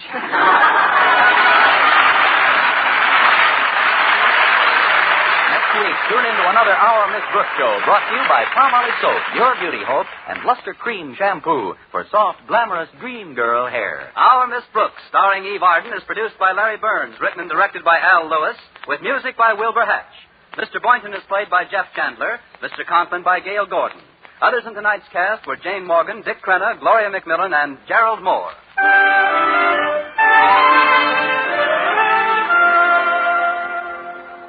Dentists know what cleans teeth best. And over 4,000 dentists say Colgate Tooth Powder with a 2-minute routine gets teeth sparkling and super clean. So to remove dull film and get your teeth shining clean, just brush teeth 2 minutes morning and night with Colgate Tooth Powder. Brush inside, outside, and biting surfaces. Always brush away from the gums. See how this gets teeth naturally bright. It removes dull film that improper brushing misses. And Colgate Tooth Powder also sweetens your breath. Try it. Buy Colgate Tooth Powder today. For mystery liberally sprinkled with laughs, listen to Mr. and Mrs. North, the exciting, fun-packed adventures of an amateur detective and his beautiful wife. Tune in Tuesday evenings over most of these same stations. And be with us again next week at the same time for another comedy episode of Our Miss Brooks. Do you want to be free to work where you choose, start your own business, own your own home, invest your money as you see fit? Then the American way of life is best for you. We have the highest standard of living. Since 1910, we have practically doubled our annual income, yet our working time has been cut by about 18 hours a week. Let's start to realize how fortunate we are. Let's work a little harder on our jobs and at being better citizens. Let's remember that the better we produce, the better we live. Stay tuned now for Lum and Abner. Bob Lamont speaking. This is CBS, the Columbia Broadcasting System.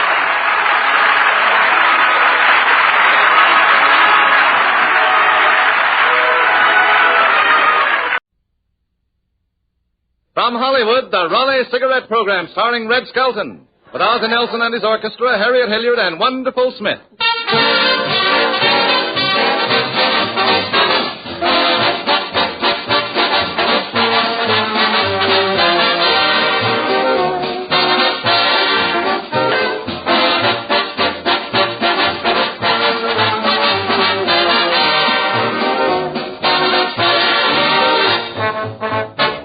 Ladies and gentlemen, when we stress the superiority of Raleigh cigarettes, we don't resort to flowery phrases or extravagant claims. We don't have to. The proof of Raleigh's excellence is something you can see for yourself. Compare the open ends of a pack of Raleighs with any other brand. Any other. You'll see at a glance that the tobacco in Raleigh cigarettes is unmistakably more golden in color. Now, it's an indisputable trade fact among experts that the golden tobaccos are choicer, more expensive, more sought after by professional tobacco buyers. And no less than 31 of these superb tobaccos, each contributing its own distinctive touch of seasoning, go into the exclusive Raleigh blend. That accounts for Raleigh's unrivaled richness, matchless taste and flavor. Raleigh cigarettes give you valuable coupons, too, redeemable for over 70 luxury premiums, including United States Defense stamps. Your own eyes and good taste will prove to you that it pays in many ways to get the pack with a coupon on the back. Raleigh cigarettes.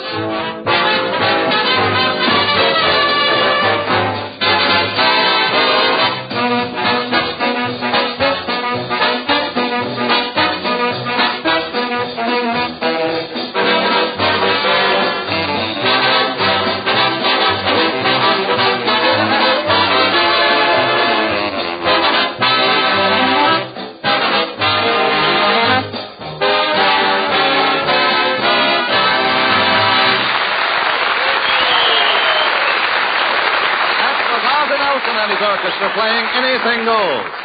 And now we bring you Metro-Goldwyn-Mayer's newest young comedian, the star of our show, who in the New York World Telegram poll has been selected as the outstanding new star of 1941, Red Skelton.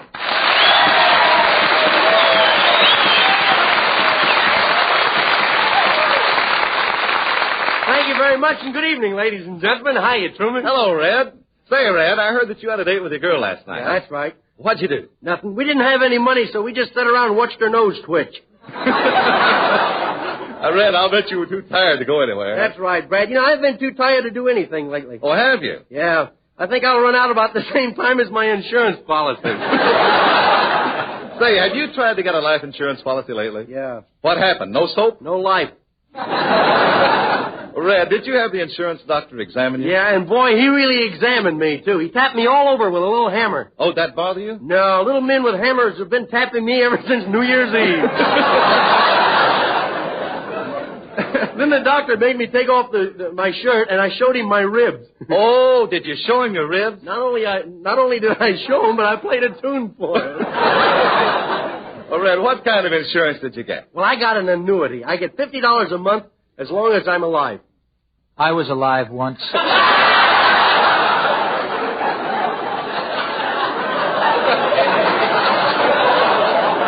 Are you sure, Ozzie? Say, by the way, are you with a good insurance company? No, my insurance company's terrible. Terrible? Why? Every time they see me, they try to pay off. Hiya, Red. Hello, Harriet. I was just telling everybody that I've been trying to get an insurance policy. Well, insurance is a very good idea. Yeah. Do you know how many people were killed last year in bathtubs alone? Well, how else are you going to take a bath? I stepped on a piece of soap once. He's a windy old bird, ain't he? You did, Ozzie? What happened? You see my forehead? No. Well, once you could. Say, tell me something, Red. What does this doctor look like? Did you ever see a totem pole? Yes. He's the third head down. What else did the doctor say? Well, he said I had a fallen stomach, but I didn't believe him until I tripped over it going out the door.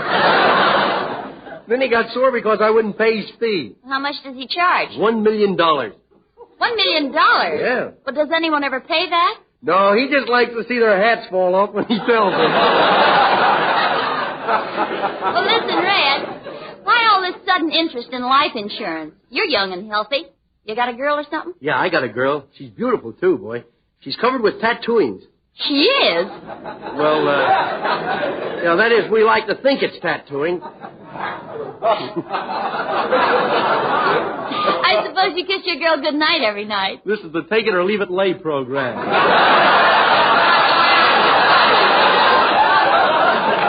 What did you say, Harry? I said I suppose you kiss your girl good night every night. No, I never kiss her. Why not? Well, she's got rubber lips, and I don't want to wear them out.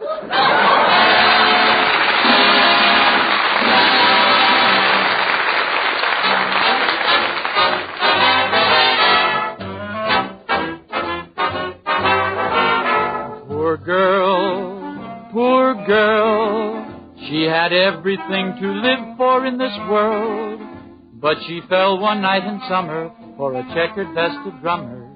Such is life, poor girl. Poor girl, poor girl, dreamed of diamonds and a bracelet set in pearls, but the solitaire he bought her sells at Macy's for a quarter. Such is life, poor girl. Petals fall and roses die, and dreams must say goodbye. Poor girl, poor girl. She was dreaming of a prince or duke or earl. Instead of gowns with fancy stitching, she wears aprons in the kitchen. Oh, the poor, poor girl. And here's Harriet with the same story, but a different twist. Poor girl, poor girl. She had everything to live for in this world. Though her suitor was a broker, she preferred a suit and cloaker. Oh, the poor, poor girl. Poor girl, poor girl. Had the diamonds and the coats of mink and squirrel. But a ring that cost a quarter meant more than the gems he bought her. Oh, the poor, poor girl. Petals fade and roses die, and dreams must say goodbye. Poor girl, poor girl, learn the meaning of the real things in this world. Instead of Paris gown, she's itching for an apron in the kitchen. Oh, the poor, poor girl.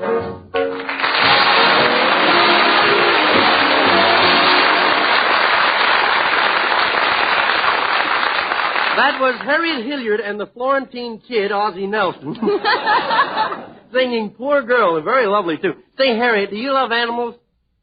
I said, do you love animals? What do you want me to do, kiss you?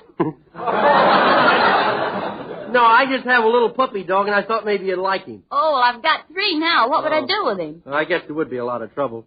Say, what do you say, though? Tonight, let's show the things that people go through for their pets.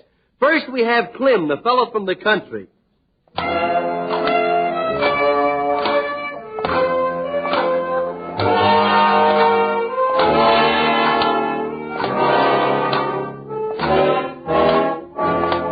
Well, here I am on my way to milk my pet cow. Rose-o-day. She's my Flamarusa, Bella Boom to you. Whatever that means. And if it's what I think it means, hot diggity. Well, here's the barn. I'll just open the door and go in. Oh, darn that door. I'm going to put it on hinges someday. Well, hello, cow. It's time to milk, and I'm just the jerk that can do it, too. Get ready, old cow.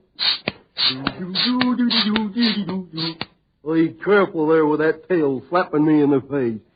Suppose I did that to you, would you be surprised?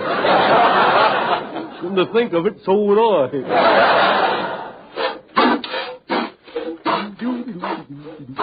Hello, Clem. Well, Davy.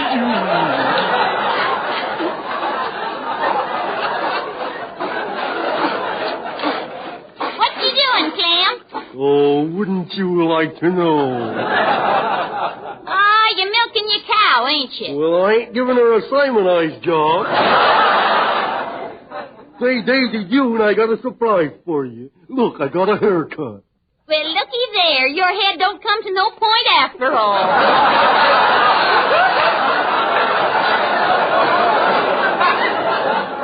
Say, Clem, what you all fixed up for? Well, I got my cow entered in the competition at the county fair today. And I bet she wins a blue ribbon, too. Oh, I almost forgot. Here, Clem, I thought you might be hungry, so I brung you some rock candy. Oh, rock candy, thanks. Oh, well, that tooth didn't match the others anyway. Next time, put a little more candy in and less rock, will you? Come on, Clem, we gotta get this cow to the fair. Okay. Listen, and I want you to promise that you won't flirt with no girls. Oh, I ain't gonna look at no more girls, 'cause every time I do, smoke comes out of my ears. Don't worry, you're my Valentine. I won't flirt. I'd face death for you. You'd face death for me? You? Well, then why did you run away from that rattlesnake yesterday? He wasn't dead, was he? Well, if we're going to the fair, we better get your cow into the truck. Yeah, we better. You need any help, Daisy June? Yeah, I must be getting old. I can't lift her no more. Here, I'll hold this carrot in the truck. Nice cow. Jump into the truck. No, not you, Clem. Well, that's the cow. We just look alike, so. Come on, I'll get the motor started.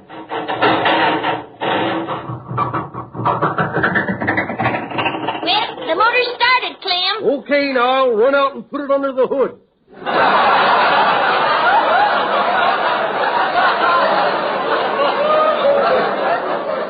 Well, we're off. Gee, ain't it a nice day for truck driving? Lots of people we can crowd off of the road. Clem, Yes? there's a train. How about that? Well, don't worry about it now. Wait till we get to the crossing.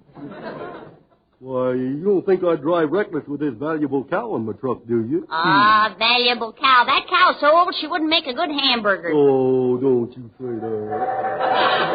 Clem, there's a train, I tell you. Now watch out. Well, why? We got as much right to drive on these tracks as they have. Watch out, Clem. We're going to hit that train.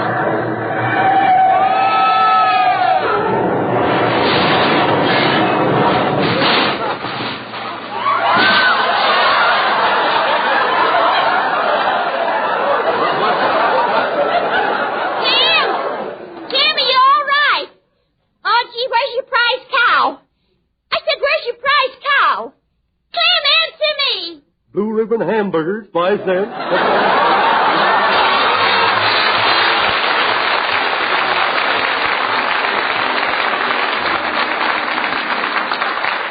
Then we have a lady and her little boy. Like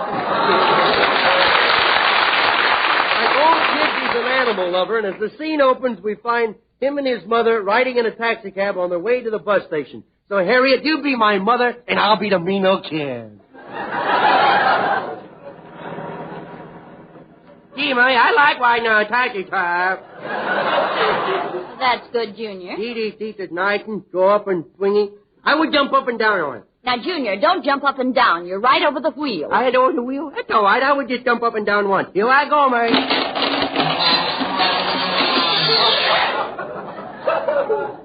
I can stand up the rest of the way, Mary. Hey, where are we going in that taxi car, Mary? To the bus station. We're going to visit Grandma. Yes? And listen, Junior, I want you to be a good boy. You know, Grandma doesn't like little boys. I know, but she sure acts silly when she gets around a big one, don't she, Mary? Junior, how come you're so smart? Well, ever since you cut off me long curls, me widow chums have been telling me things.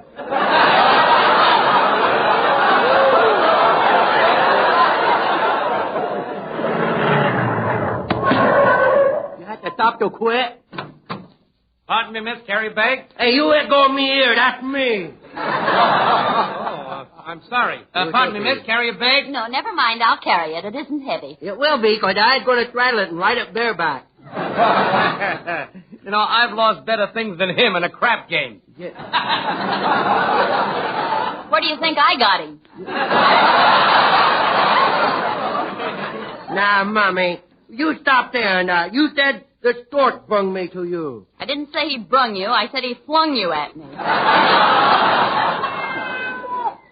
Oh, looky, Mommy. A little kitty cat. Look what I got, Mommy. A kitty cat. Oh, say, wait a minute, son. That tail ain't no handle. No, but it will do. Hey, Mommy, can I have... Now, what do you want a cat for? We've already got a nice, vicious dog picked out for you. Yeah. Now, you let me have him or I would tell. You'll tell what? I would tell everybody that you retread tires with a waffle iron. Now, I want that cat. Oh, now, wait a minute. You don't want to take my cat Jake away, do you? Yes, I do. We got a lot of mice at our home. Oh, Junior, we don't have a single mouse in the place. You said it. They're all married and got large families. Junior, don't be so silly. Mice don't get married. Maybe not, but I know a couple that are going steady. Junior, now you sit here, and I'll go buy the ticket. Okay. And don't run out on the tracks and wreck a butt. Now, what did you say that for? I was going to surprise you. Now, that's enough of that, Junior. You just sit here. And remember, no panhandling while I'm gone. Okay. Well, here I is, all alone. Look at this well-dressed man. I will go up to him. Hey, mister. Yes, what is it, Sonny? Could you spare $65 for a cup of coffee? $65 for a cup of coffee? Why? I like sugar in mine. Say, little boy, have your parents ever thought of bundling you to Britain? I could answer that, but it would only lead to bloodshed. Well, goodbye, mister. If I've said anything to offend you, go jump in the lake. Oh, look, there's that little pussycat again. I wonder if I could ride on his back like a horse. He looks strong. He's nice and fat. If I do, I get a whipping. I do it. I will get on that pussycat's back and play like a racehorse. They're off. Junior, what are you doing? Playing racehorse with that cat? Yeah, but I ain't going to do that again, boy. Boy, I never do that again. I know what they mean at Santa Anita now when they say somebody has been scratched.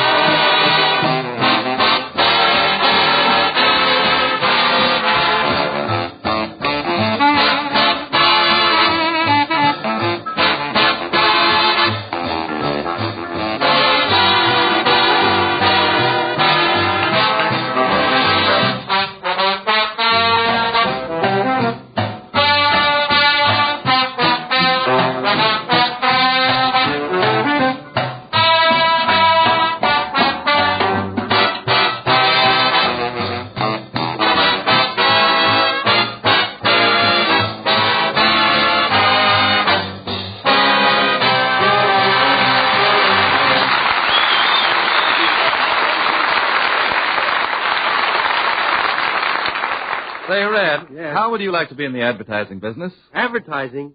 With all those pretty girls? Oh, boy. Now, Red, there's more to advertising than pictures of pretty girls. Oh, yeah? Take Raleigh cigarette advertising. Millions of people do take Raleigh advertising and profit from it. You see, ladies and gentlemen, the magnificent premiums you get with Raleigh cigarette coupons are actually a form of Raleigh cigarette advertising.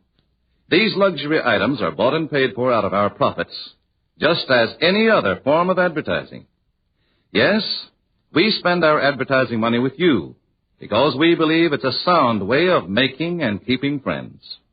And moreover, the silverware, electric clocks, bridge tables, or any of the 70 other magnificent premiums you get with Raleigh coupons stand as dramatic, tangible proof that Raleighs do give you more for your money.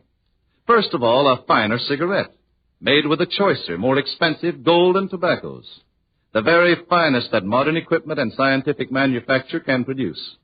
And secondly, you get a plus value in the form of useful luxury premiums that pleasantly remind you over and over again that it pays in many ways to smoke Raleighs. The pack with the coupon on the back. Raleigh cigarettes.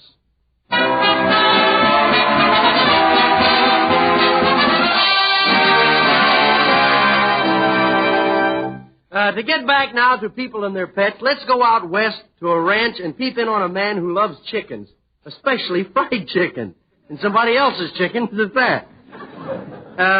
Deadeye and his wife have just retired for the night, but he left the chicken coop door open.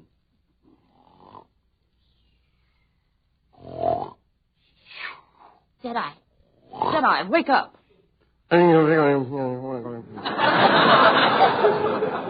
Wake up, Deadeye. I heard something. Wake up. There's somebody in the backyard. It's probably a peeping Tom. Well, so what? I was a peeping Tom once. Yeah, what happened? I peeked when I should have Tommed.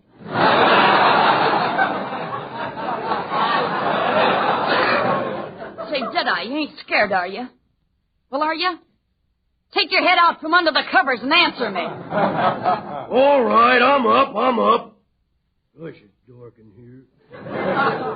Light the light before you bump into something. Now, don't tell me what to do. I know what I'm doing. What are you doing? Breaking my leg.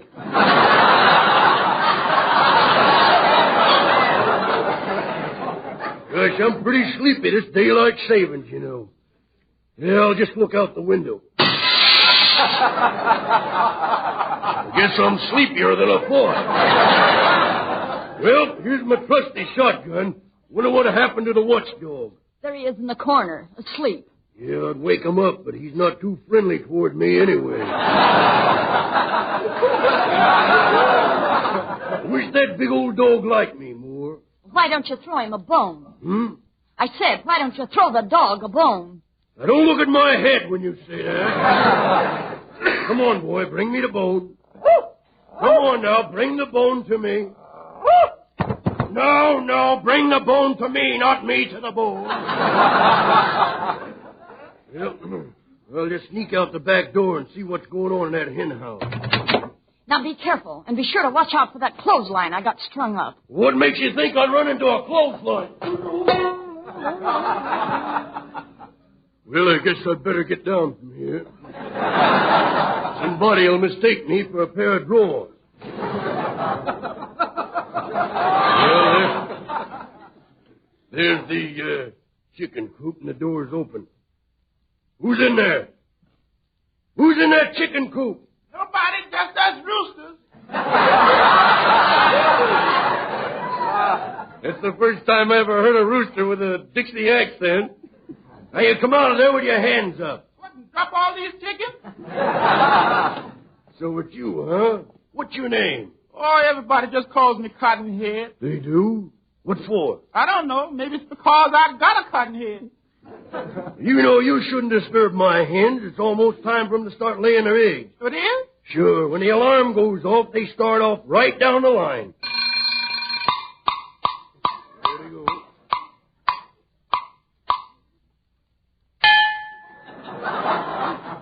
That's Fricassee. She has a little iron in her blood.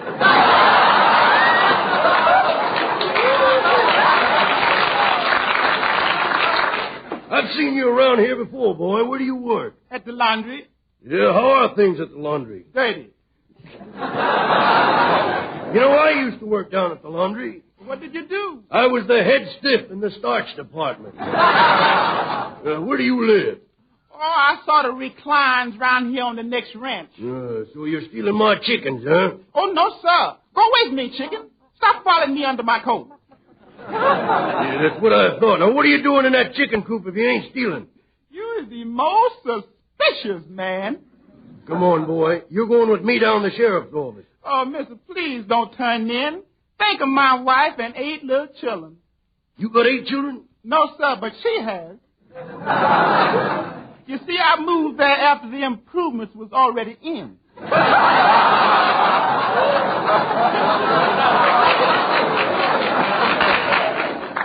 Hey, you look like a sporting man. Why don't you give me a chance? Let's roll some African golf, double or nothing. Oh, yeah? You got dice there, huh? Well, I don't know much about these gambling games, but, okay.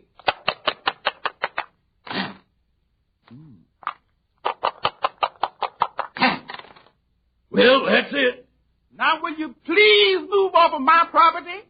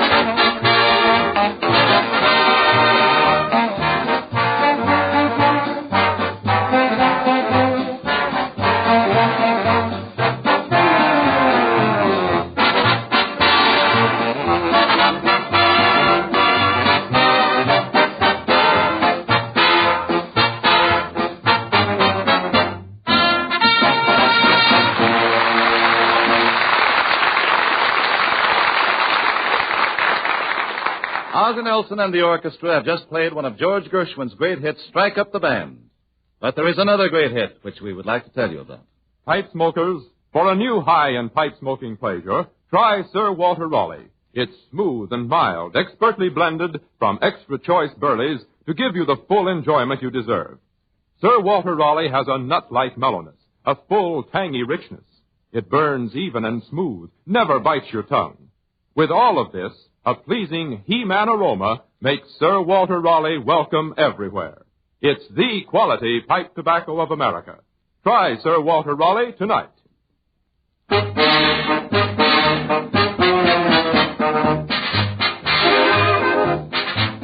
Remember, we'll all be back again next Tuesday at the same time. Red Skelton, Ozzie Nelson and his orchestra, Harriet Hilliard, Wonderful Smith, and your announcer, Truman Bradley.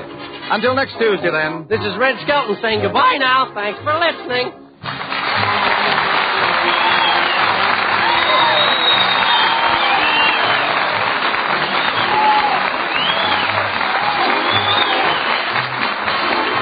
Red Skelton is heard on this program through the courtesy of the Metro-Goldwyn-Mayer Studio.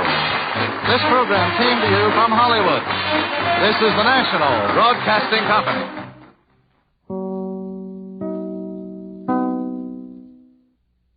It's new. It's amazing. It's Prell. P-R-E-L-L, Prell Shampoo.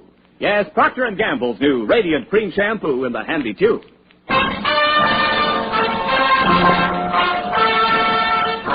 Prell brings you The Life of Raliegh.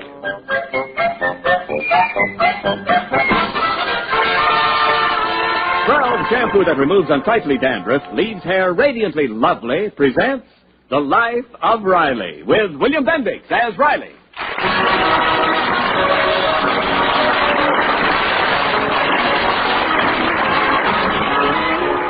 Every father dreams that someday his son will achieve the fame which he himself longed for but never attained. Thus, the scientist dreams his son will be another Einstein. The musician dreams of another Toscanini. The artist of another Rembrandt. And Raliegh the riveter. What is his dream for Junior? Well, let's take a peek inside Riley's mind as he lies prone on the living room couch indulging in his favorite daydream. There's a vacant, faraway look in his eyes. In fact, 3,000 miles away in Ebbets Field. He even hears the roar of 50,000 frenzied Brooklyn baseball fans.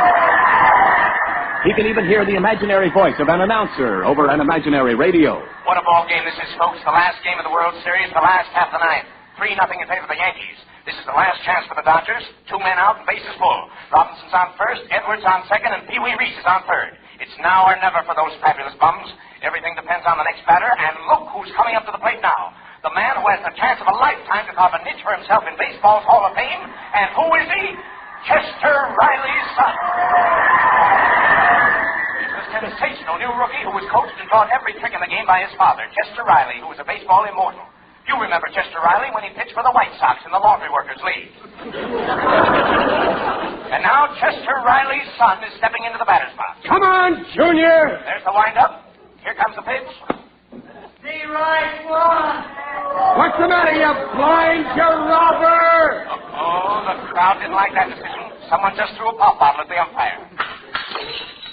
Here's the windup. Here comes the pitch.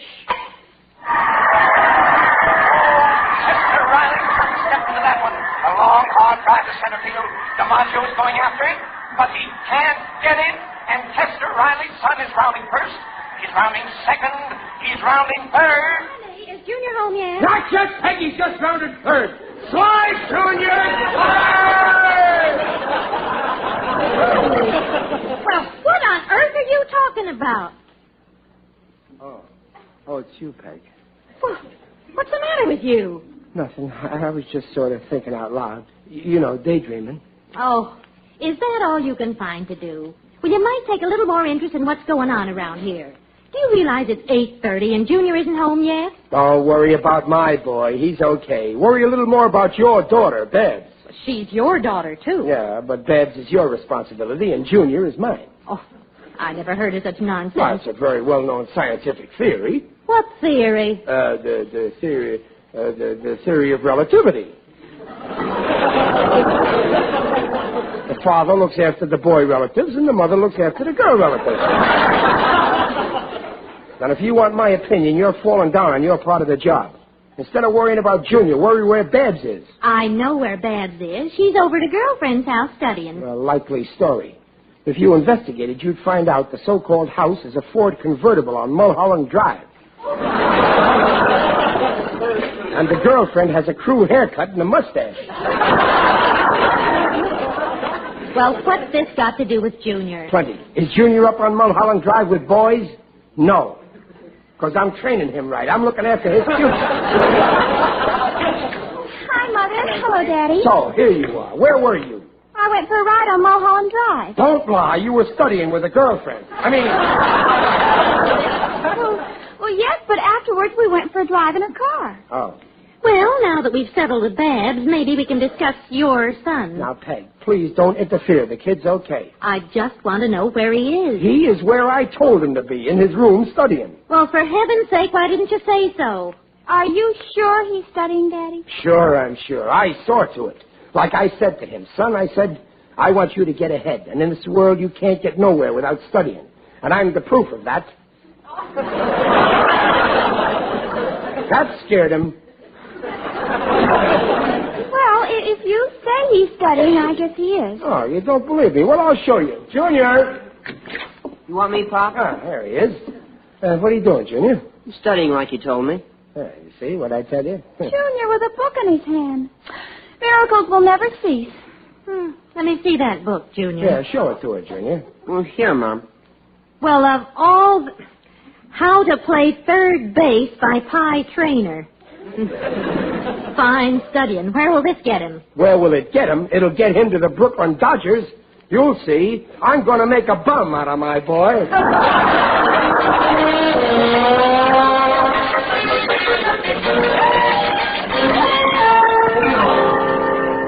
Hi, Peg. I'm home. Well, it's about time. I've been waiting for you. All right, what's the matter? I want you to speak to Junior. Sure. Hello, Junior.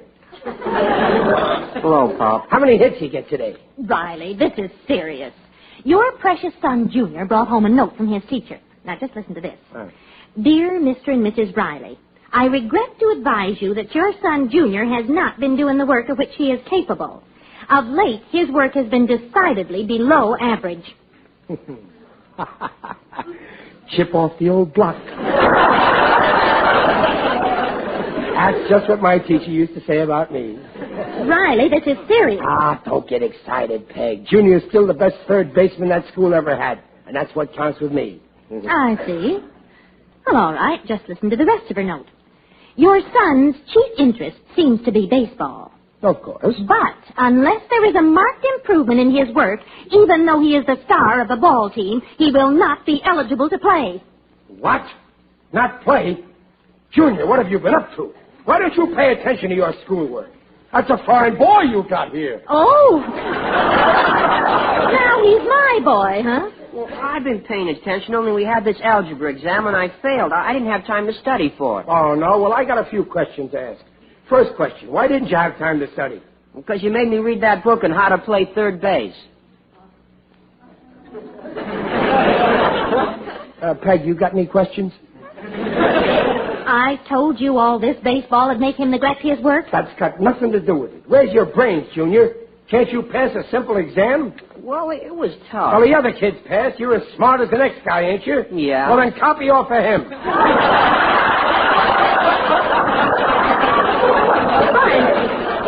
No, I don't mean that.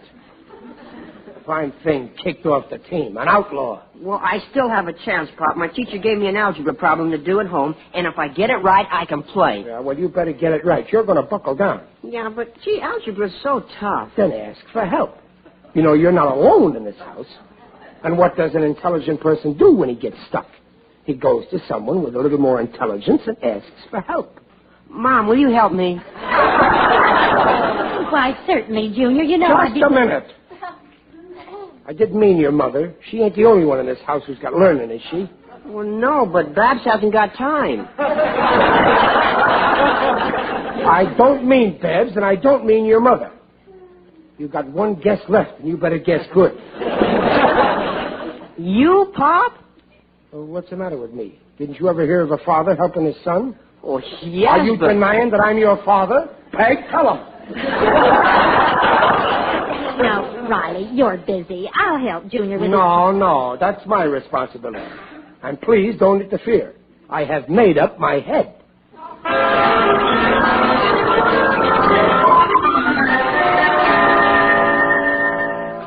Well, let's start, Pop. I got a lot of problems tonight. Now, don't rush me, Junior. You got enough clean paper? Yeah, here. Now, the problem is... Wait a minute. We got to sharpen the pencil first. Wait, it's sharp enough, Pop. Okay, now wet the end. Okay, Pop. All right, now, let's see the problem. A farmer sells 2 bushels of apples at X dollars a bushel. The next day, the farmer sells 3 bushels of tomatoes for 1/3 the price of the apples. The day after, he sells 1.5 bushels of potatoes for 4/5 the price of the tomatoes. With the money he receives, he buys 3 gallons of kerosene and 6 bags of fertilizer. If kerosene sells at $1 a gallon and fertilizer at $4 a bag, what's the price of the apples?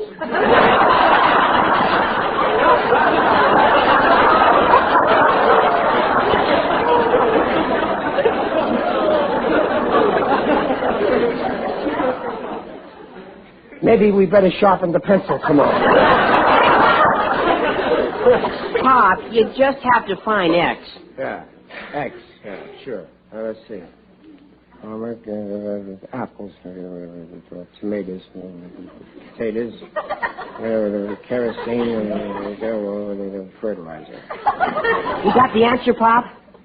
I don't even get the question.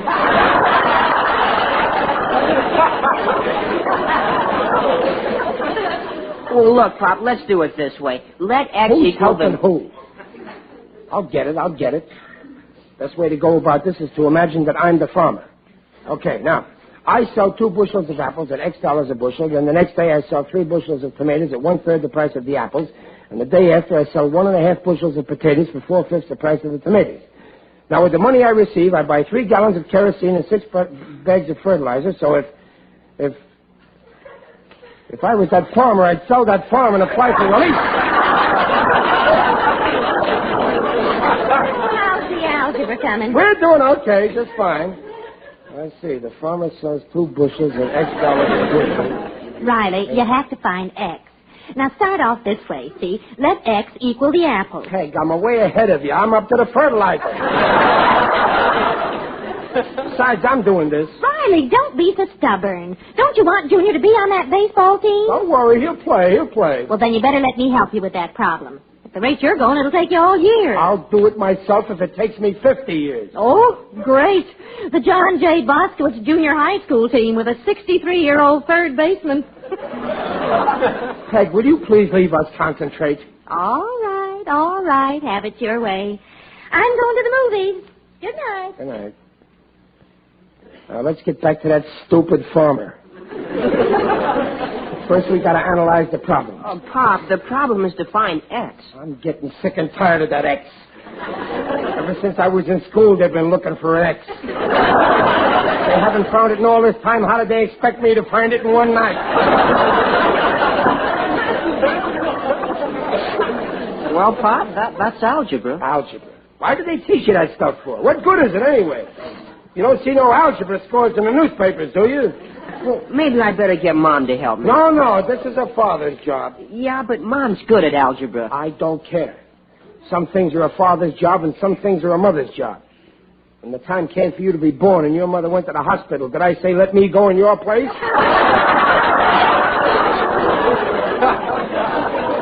No. Well, I don't want your mother taking over my responsibilities. Now, don't you worry, I'll get this. Pop, you can't do it on your fingers. I guess not. We're dealing with vegetables. Trouble is, it's just a lot of words on paper. I don't see the problem. If I could see the problem... Junior, I got it. The answer? No, the method. That's the main thing. The method. Once you get the method, the answer comes easy. Well, who are you phoning? Hello? Is this the farmer's market? I want to place an order. 2 bushels of apples, 3 bushels of tomatoes, 1.5 bushels of potatoes, 3 gallons of kerosene, and 6 bags of fertilizer. Thank you.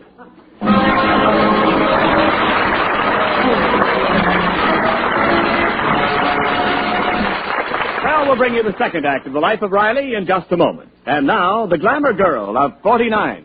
I'm Tallulah the Tuba Proud, and I've got a little something to tell. Your hair can be radiant, oh, so easy. All you gotta do is take me home and squeeze me.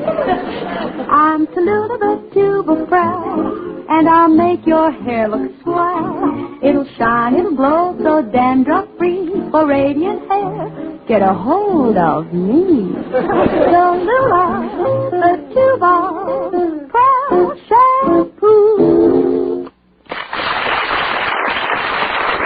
Yes, folks, Tallulah's right. Prell Procter & Gamble's Radiant Cream Shampoo leaves hair more radiant than any soap shampoo.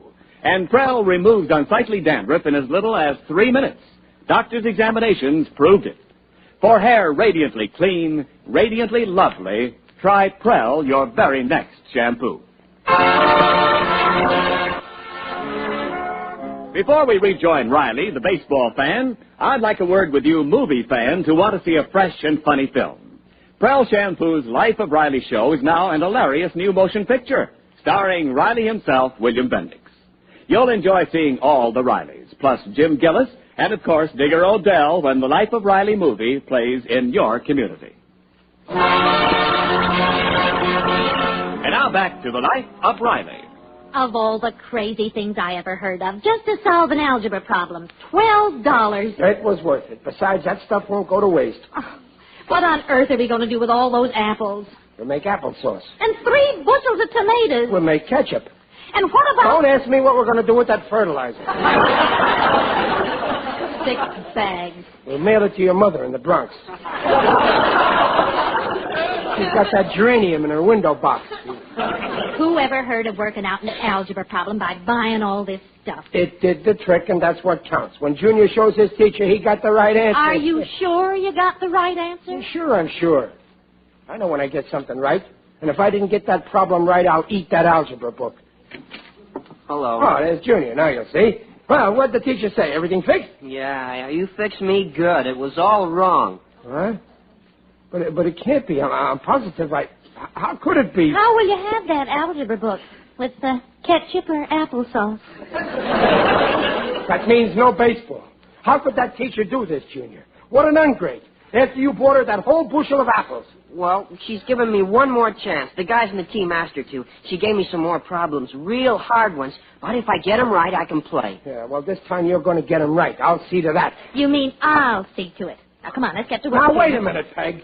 I told you this is I don't think you should interfere. Who's interfering? Pop, I got to get them right this time. Let Mom help me. No, you'll work them out by yourself. Junior, I've told you 1,000 times you've got to learn to stand on your own 2 feet. You're getting to be a big boy now. Don't go crying to your mother whenever you have a little problem. Well, gee, Pop. Now, you sit right down there, Junior, and get to work on those problems. I'll see that you get quiet so as you can concentrate. Okay. Yeah, you got everything you need? Yeah, I'm all set. Now, good. Listen, Peg, I want perfect quiet. Junior's got to concentrate, so I don't want to hear a word out of anybody. Peg, must you click your knitting needles that way? How you doing, Junior? You got the first answer? Well, don't give up. Don't get discouraged. Just keep concentrating. That's the important thing. Concentration. Takes time. Rome wasn't burnt in a day. Just keep plugging away at it. You'll get it. Peg, please, I told you those knitting needles. Tone them down. Junior's got to keep his mind on his work. How you doing, Junior? Just keep at it. Mother, did you... Babs, must you come in a room screaming at the top of your voice like that? Can't you see Junior's trying to concentrate? How can he think if people keep barging in talking at the top of their voice? And Peg, please, I told you twice already, those needles. They're distracting Junior. Can't you get rubber needles? Try not to pay any attention, son. Just keep concentrating. Don't let nothing distract you. You got the first one yet? Well, don't worry, you'll get it. Concentration, that's the main thing. I've never seen anything you couldn't lick by concentration. Trouble with most people is let the least little thing distract them. How's it coming? You got it yet?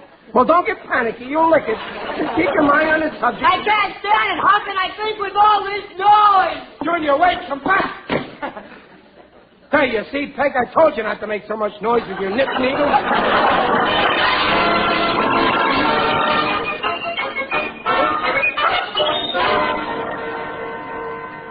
Why don't that kid come back? I just can't do these problems.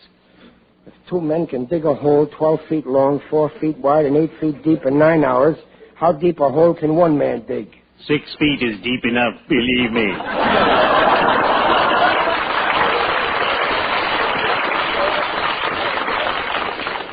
Oh, it's you. Yes, it is I indeed.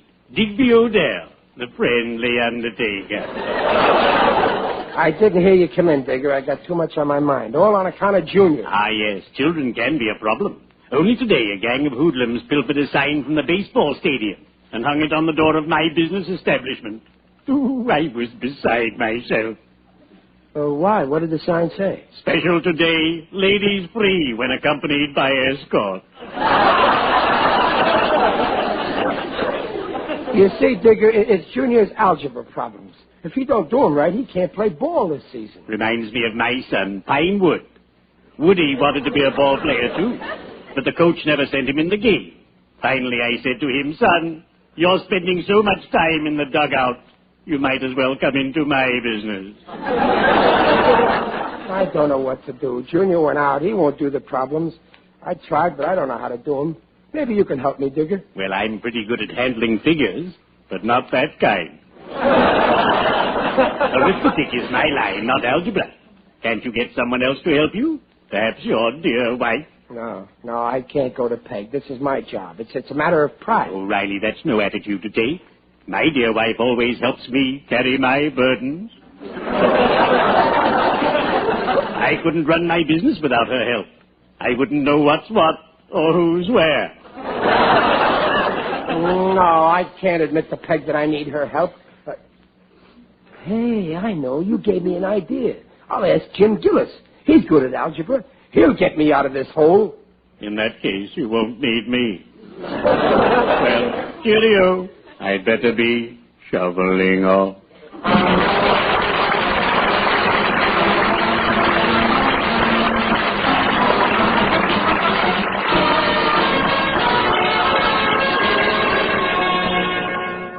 Hello, Gillis.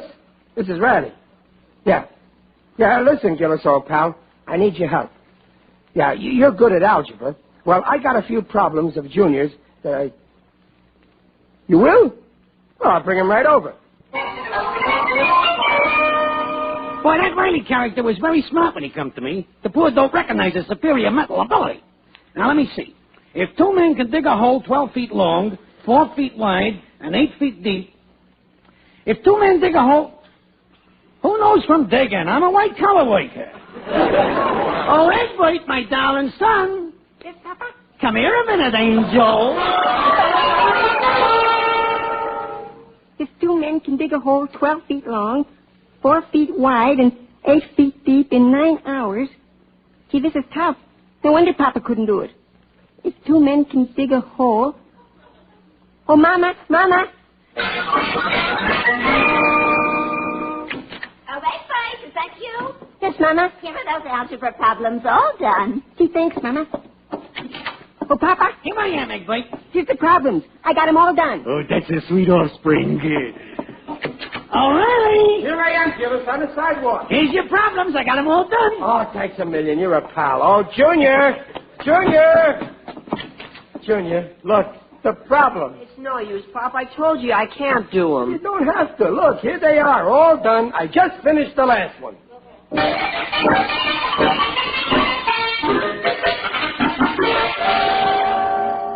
Why ain't he home yet? What's taking him so long? Well, why are you so nervous? I thought you were certain you got the problems right this time. Well, I got them right, all right. I ain't dumb, you know. I got Junior on that ball team, and all by myself, too. And in the future, Peg, you let me handle the boy. That's my responsibility. Pop. Junior, you made it. Yeah, the answers were all right. I'm on the team. You hear that, Peg? Yes, I hear. What did I tell you? Do I know how to look after my boy? Junior, remember who you have to thank for this. Thanks, Pop. You're swell. Yeah, come on, let's go tell Gillis. I got to thank him. After all, if it hadn't been for him,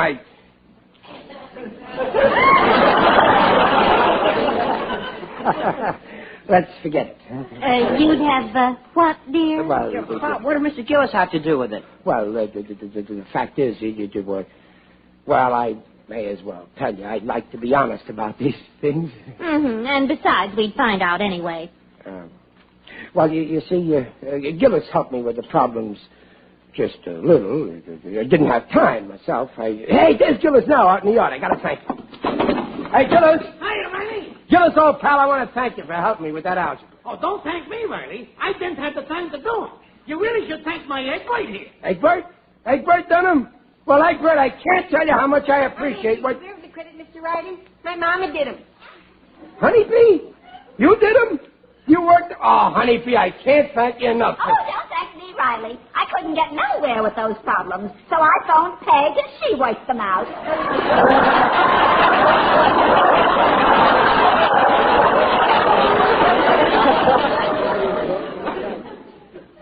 Peg, how many times do I have to tell you that Junior is my responsibility, and from now on... From now on, what? From now on, Junior, if you want help from your father, go to your mother. The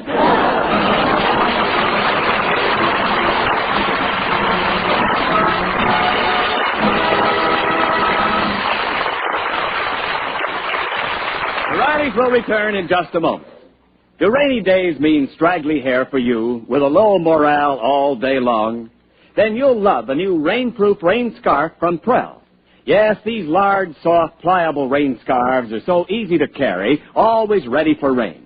They're so attractive you'll want several, and such a bargain, too. Worth up to 75 cents, Prell offers them to you for only 25 cents and a Prell carton. Of course, everyone knows how radiant Prell leaves hair. So free of embarrassing dandruff. And everyone knows that lovely Prell washed hair is worth protecting. So don't wait. To get your rain scarf, send your name and address with 25 cents and any size Prell carton to Prell, Cincinnati, Ohio. Be sure to state your color choice, rose, blue, green, or yellow. Send to Prell, Cincinnati, Ohio, today. This offer is good in the United States only.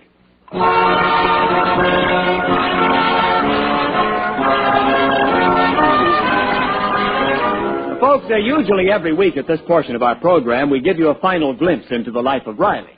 However, this will not be possible tonight, as Riley isn't doing anything. He's just lying on the living room couch, daydreaming.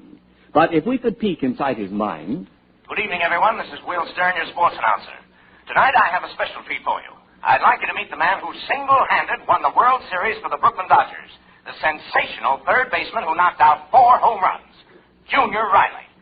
Tell me, Junior, who deserves the credit for making you the greatest ball player of all time? My mother. That's a lie! What's a lie, Riley? Riley, are you daydreaming again?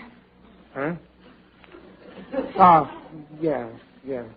And in the future, Peg, please stay out of my daydreams.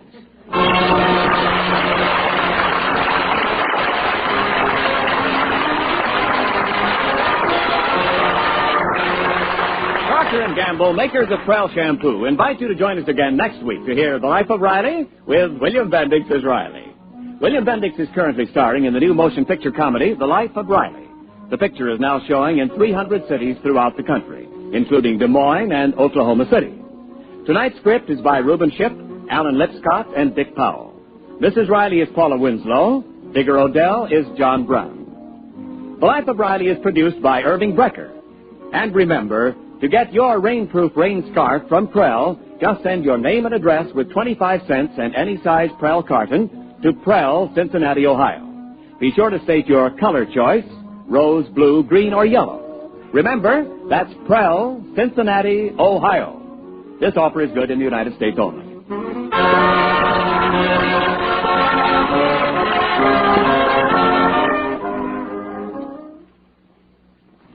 Hi-ho, ivory snow, wash your dishes with ivory snow. It's safe for hands and speedy too. Lovely hands mean a lovely you. Hi-ho, safe in snow, wash your dishes in ivory snow.